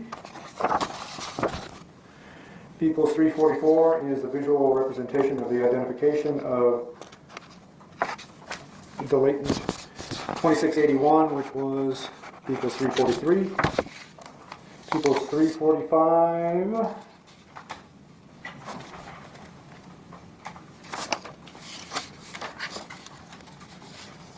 appears to be an enlargement of latent print 2680-2.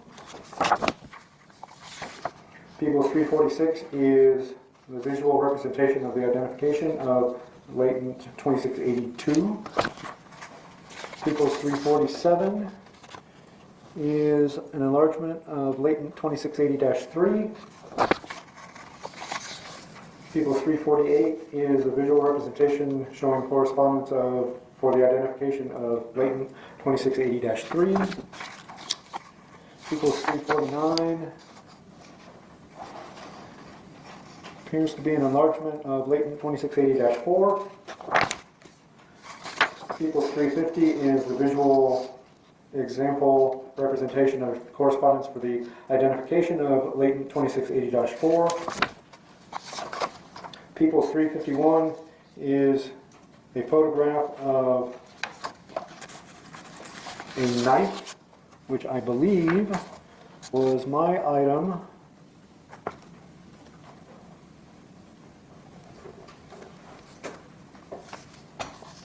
Would that be 1849-4? 1834A?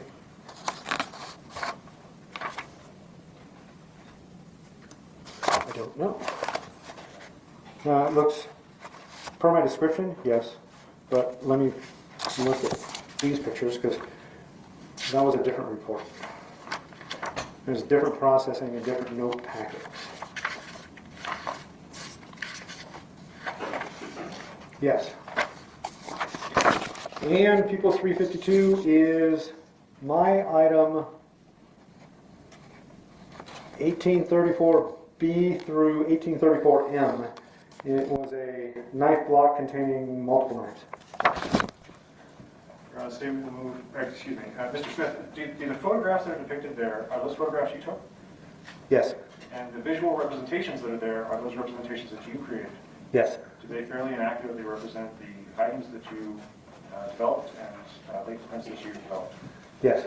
Your Honor, the state will move for admission of states 336 through 352. No objection. 336 through 352 will be admitted and established. Thank you, Your Honor. So starting at the end there, you mentioned a knife block. Let's talk about that briefly and then go back. So the knife block, did you receive that as one item? I did. It was submitted as item 1834. And then as I stated earlier, when I have one item that contains multiple items, I will sub-item. So on that one, I sub-itemed A through M.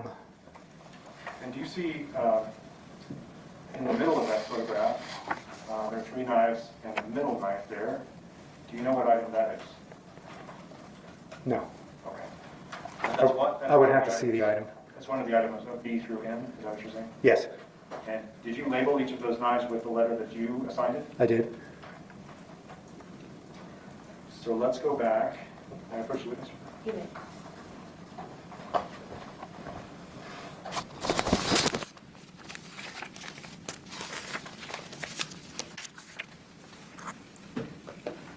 And just for reference, is the photograph there, is that 352? And does that show the knife block with the knives? Yes. So we were talking about the laundry basket. Is this in 336? Does that contain photographs of many of the prints that you were able to develop in this case? Yes. Is there a second page there? Yes. There. So let's talk about, we were talking about the laundry basket, and you mentioned the, and you'll have to repeat that for me, it was something to do with a loop, is that right? It is a right slant loop. And is that this photograph here? It is that one, it's the one, that one, and then one, yes. Okay, those three photographs. Okay. So let's move on to talk about the next item. Let's talk about 1849, which is the plastic bag. Yes, I described it as one white plastic bag. I believe it was like a trash bag. In the description of that item, does it say where it was located? Where it was located at the scene? Where it was collected? I don't know. On 1849, were you able to develop latent prints? I was. I developed 5 latent prints, 3 sufficient for identification, 2 only for inclusion-exclusion purposes. And did you compare those prints to the standards you had in this case? I did. What was your comparison and your conclusion? I was able to identify the 3 identifiable prints to Jessica Kelley, and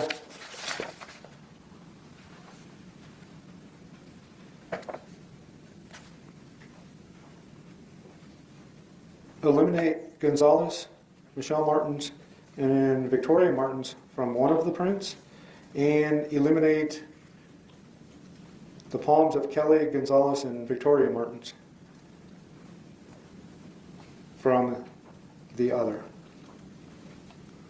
I believe that was my initial comparison. I believe I subsequently identified the print to Jessica Kelley after the collection of major case prints. Okay, well, let's talk about that a little bit. So did you initially receive major case prints that you had not done yourself? I did not. You did not receive major case prints that you... I don't believe they were okay. major case You prints. received standards that you... I did. Okay. And did you, because of this comparison that you just told us about, in which there was not sufficient detail, did you then, is that why you then collected the major case prints from Jessica Kelley, Fabian Gonzales, and Michelle Martens in this case? Yes. So you kind of knew what to look for, is that basically? Yes. Right? So one of these, let's take a look at here, 1849-3, and it has this circular red pen mark. Is that your mark? That is my mark. Does that correspond to that mark? Yes, the half moon, I guess, but the mark, So can you tell us about 339? What are we seeing here? it is a latent print I developed on the plastic bag. The mark, for most times, indicates orientation. So that particular print, from how I'm looking at it, you need to rotate counterclockwise. Counterclockwise? Yes. And probably 30 degrees more counterclockwise. That would be the orientation. And when I say orientation, we're talking finger up. Or if it's a palm, palm up. So you're talking about this right here? Yes. Now tell us about, let's orient it the same way. 340. What is this a representation of? That is a representation of my identification, although it is poorly reproduced. And I think that just has to do with I think it has your device. It's a little washed out and it has little yellow dots here. Yes. My yellow dots are not projecting well on the right thumb or the right side of that. And they're, at least to me, they're looking white on the left-hand side, which is the latent print. So that's the unknown. Okay. So are the yellow dots, do they correspond to each other across? They do. They show correspondence. When I think I talked a little bit about it, what we're looking for is correspondence. I'm looking for the ending ridge in the same spot in the latent print and on the known print. And the spatial relationship of those individual characteristics on the latent print and the known print. For example, boy, hard to see. Yeah, so we have a yellow dot here, a yellow dot here, here. Where would you like me to point? Well, I think they show up, well, those are good, but also on the left-hand side towards the edge, I can see 4 really distinct on the latent print. Would that be here? Nope, latent print. Keep going left. Yes. Okay. Those 4 distinct. You can see, I see 1, 2, 3 of them. No, I can see the 4th now on the known print. So, for example, this is hard for me to do because I can't point it out, but the bottommost dot on the latent, the image on the left-hand side, that one right there, if I can't see. I can bring a copy to you. I have a copy.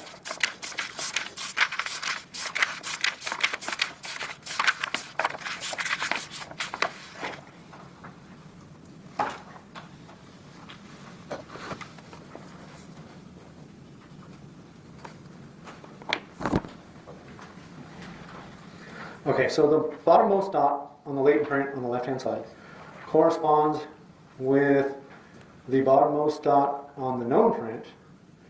It's the ending ridge. No, because you can't see that one. That one. Wait, move your finger down. Nope, that's the one. Do I have to with this step down? Yes, you're right. That's probably easier. It would be much easier. Thank you, right.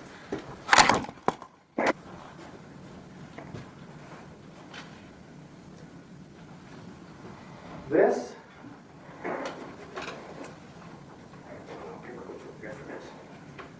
Hope you don't hold back. This dot right here corresponds with this dot right here.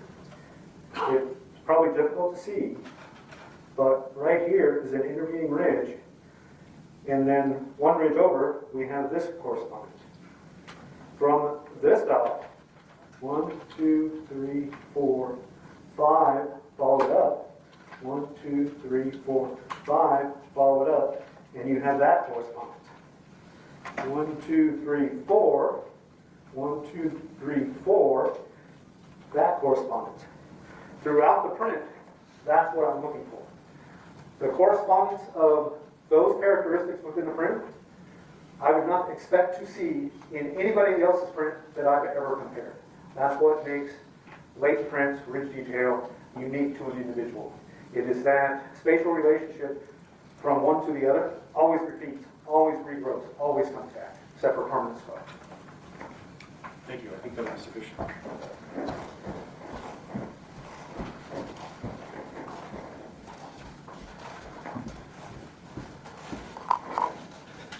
So on 1849, which is a plastic bag, you analyzed, you said you had 5 different prints, 3 of which were suitable for identification, and it became 4 later, is that right? No. Okay, so the 4 prints suitable for identification. So we're talking about, 3. are we talking about 1849-1, 1849-2, 1849-3, and 1849-4? Correct. Now, can you tell us what parts of Jessica Kelley's hands you were able to identify on those 4 different prints? 1849-3 was identified as the right thumb. 1849-4 was identified as the left palm.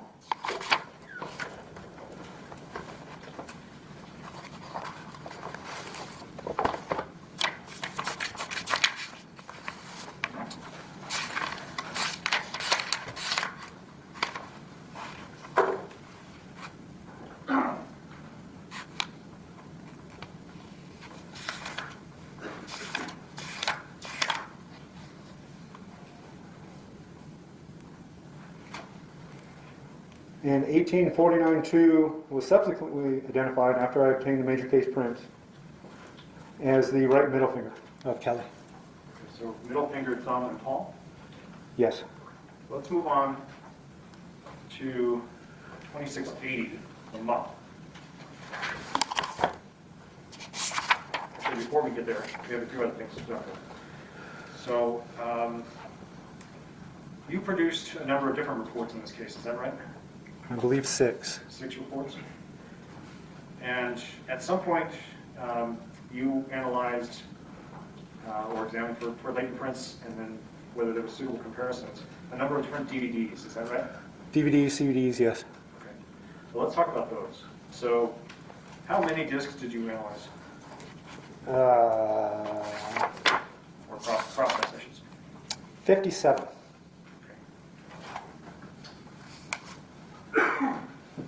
Let's go to number 30.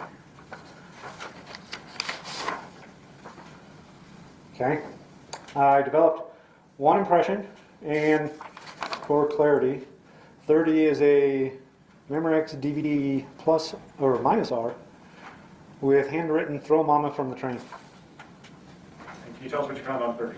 I developed 1 print that was sufficient for identification. And did that print, were you able to identify it? I was able to identify it to Kelley. Let's go to 35.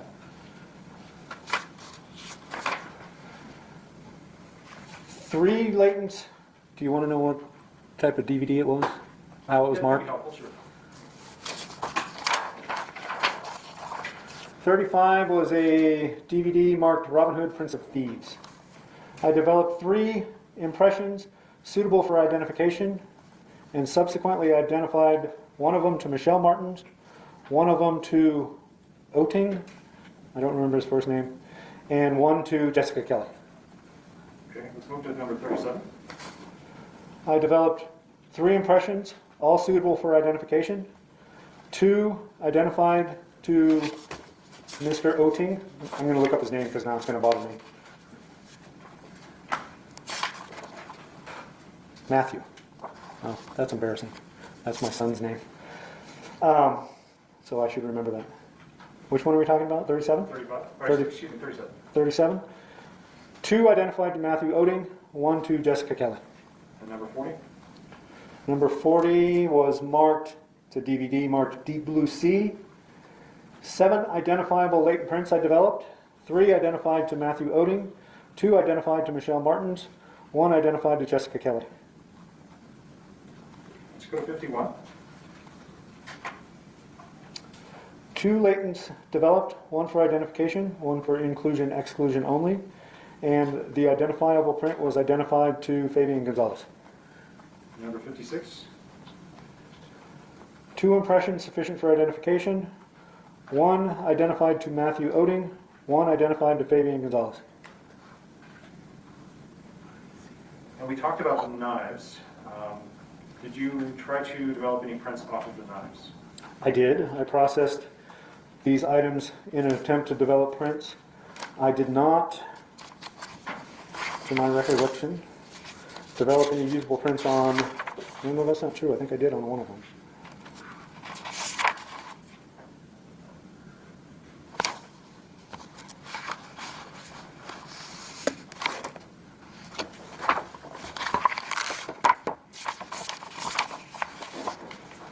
Would that be 1834C? I did not develop any on 1834A or 1834B.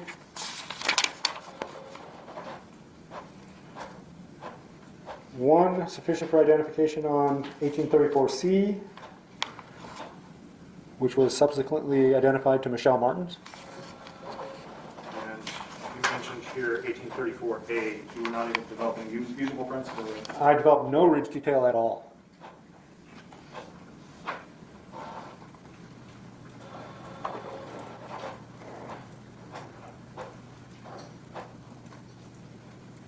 Okay, so let's go back to 2680. Keep them off. See on this page the number of photographs here and visual representations. 2681, there's dash 1, dash 2, dash 3, and dash 4. Were you able to develop usable link prints off of the model? I was. I developed 4 prints sufficient for identification. And we have here a photograph 2681, again with a red marking on the photograph.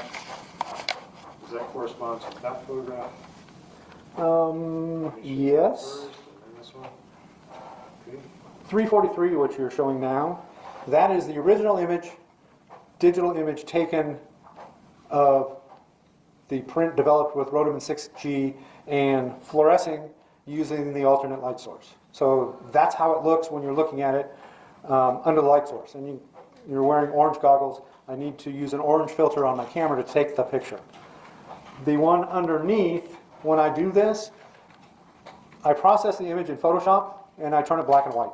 Because when we get known standards, be them inked or live scan, the ridges are black, the furrows are white. They're black and white. So I want my latent image to look like my known standards. It's easier on my eyes when I'm doing comparisons. So if we look at 344, would this be more in the color that you're talking about? Yes, the latent on the left, 2680-1, that is the same image that you just saw in the orange picture, but it's just turned to black and white. And then the known standard of the left index of Gonzales is on the right-hand side. This one you can see my dots to show correspondence better. And you can also see, is that red lines on here? That's my marking of my latent to show in the visual representation of me counting ridges from, can I go up there again? 2680-3 and 2680-4. I did. Okay. Can you tell us what parts of Fabian Gonzales' hands were found on 2680-1 through -4? 2680-1 was identified as the left index finger. 2682 was also identified as the left index finger. 2683 was identified as the right middle finger. And 2684 was identified as the left thumb. Thank you. May I push the witness, Your Honor? You may.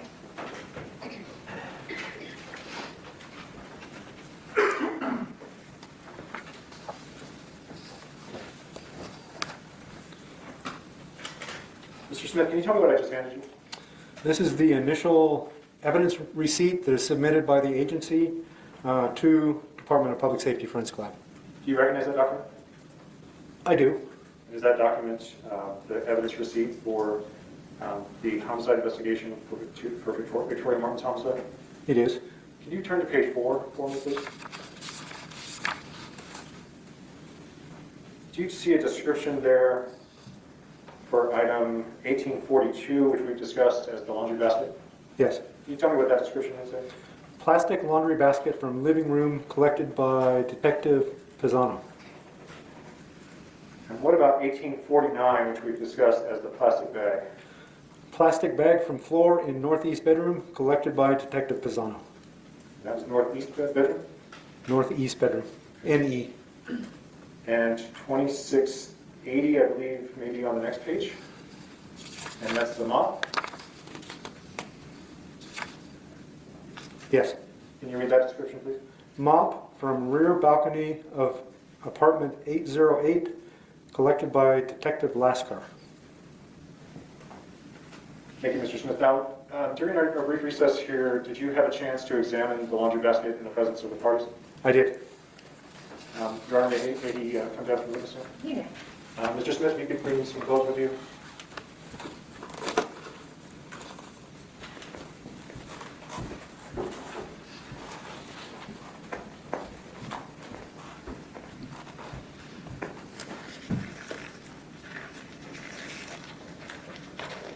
Could you please show the jury where on the laundry basket you were able to find the print that was only suitable for inclusion or exclusion?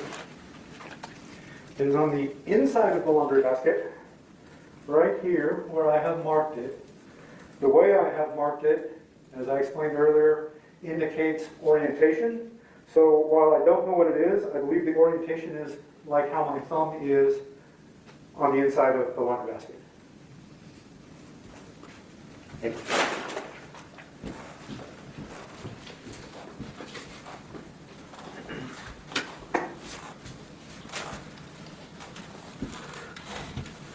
Mr. Smith, when you're screening an item that's submitted to you for latent print processing, do you look at the item to see how it might be held? Or where prints might be most likely to be found? It plays into my examination, yes. Okay. So for an item like the laundry basket, would you be looking particularly at the handles? Well, not necessarily. I'm looking at the whole thing. I'm processing the whole thing. Because while I may, as part of my thought process, say I would probably handle it like this, I cannot rely on that because people handle things differently. So, I indicated orientation on that. To me, it's oriented like this, but somebody else could be handling that basket in whole different ways that I don't even think about. I think of how I would do it, but that doesn't mean that's how everybody would do it. Okay. And how many latent prints were you able to find on that entire basket? One that was sufficient. There was ridge detail in other spots. There is a marking on the inside of that laundry basket that I put there because I took a picture, but that picture was insufficient, so I did assign it a latent number. So did you find any latent prints that were suitable for comparison on those handles? No, just the one that I had indicated earlier. Thank you, Mr. Smith. Your Honor, pass the witness. Thank you. Just a few questions, Mr. Smith. Do you have the exhibits?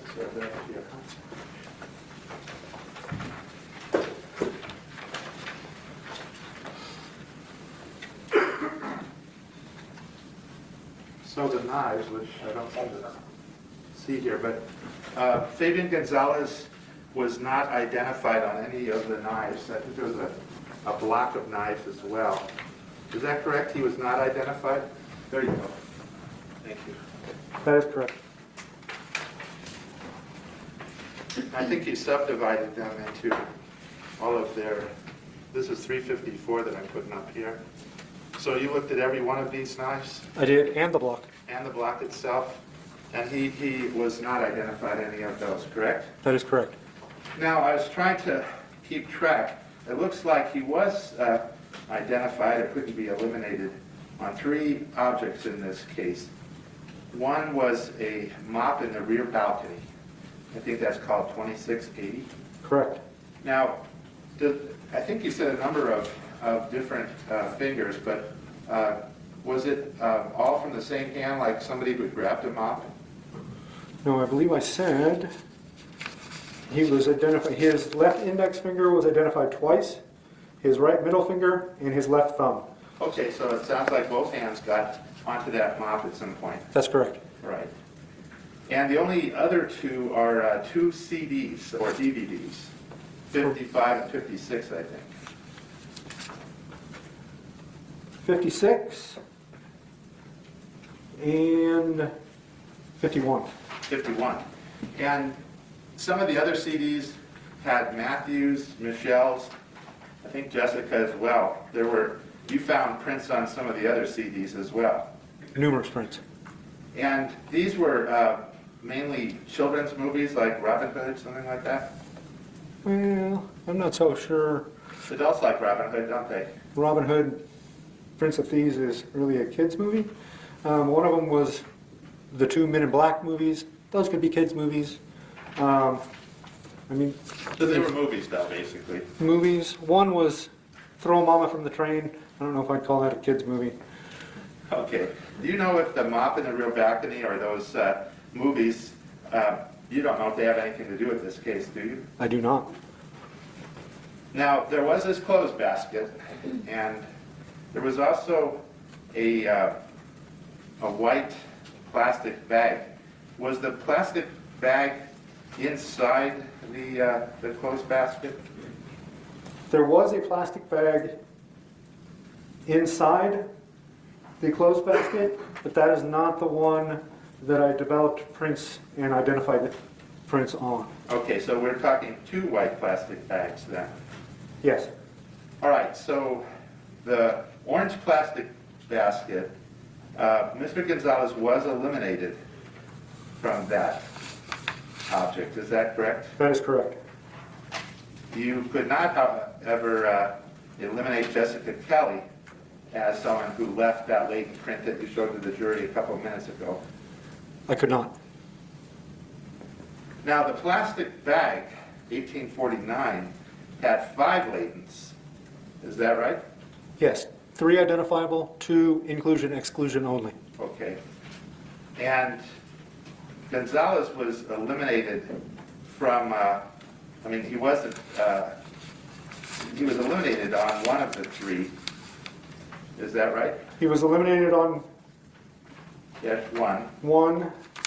Give me a second. On dash 2, the 2, huh? Initially, he could not, I eliminated his palms, but I needed fully rolled joints, and I believe that one was subsequently identified to Kelley. Okay. And once you identify it to Ms. Kelley, then that's pretty much to the exclusion of anybody else. Yeah, we can't say that because not everybody has been compared, but once I identify a print, I would not expect, to me, it doesn't belong to anybody else. Okay. Now, were you asked to lift prints of a clothes iron? I was not. And were you asked to lift prints from pink pajama bottoms? Well, I don't believe I was, but that's not an item that we would process for latents because it's just not conducive.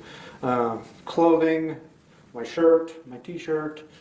Clothing is not typically an item that we would process for latent prints because it's so porous, loose weave, we're not going to develop any. Now, having said that, I know of cases where they have, so it's not impossible. That's all I have. All right, thank you. Any redirect? Briefly, Your Honor.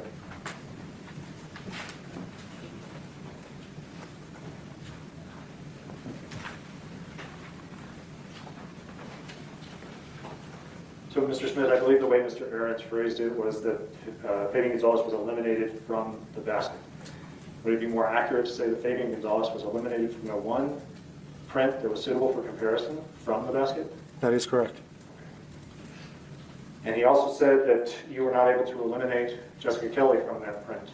Were you also not able to eliminate Michelle Martens, Matthew Oding, and Armando Gomez?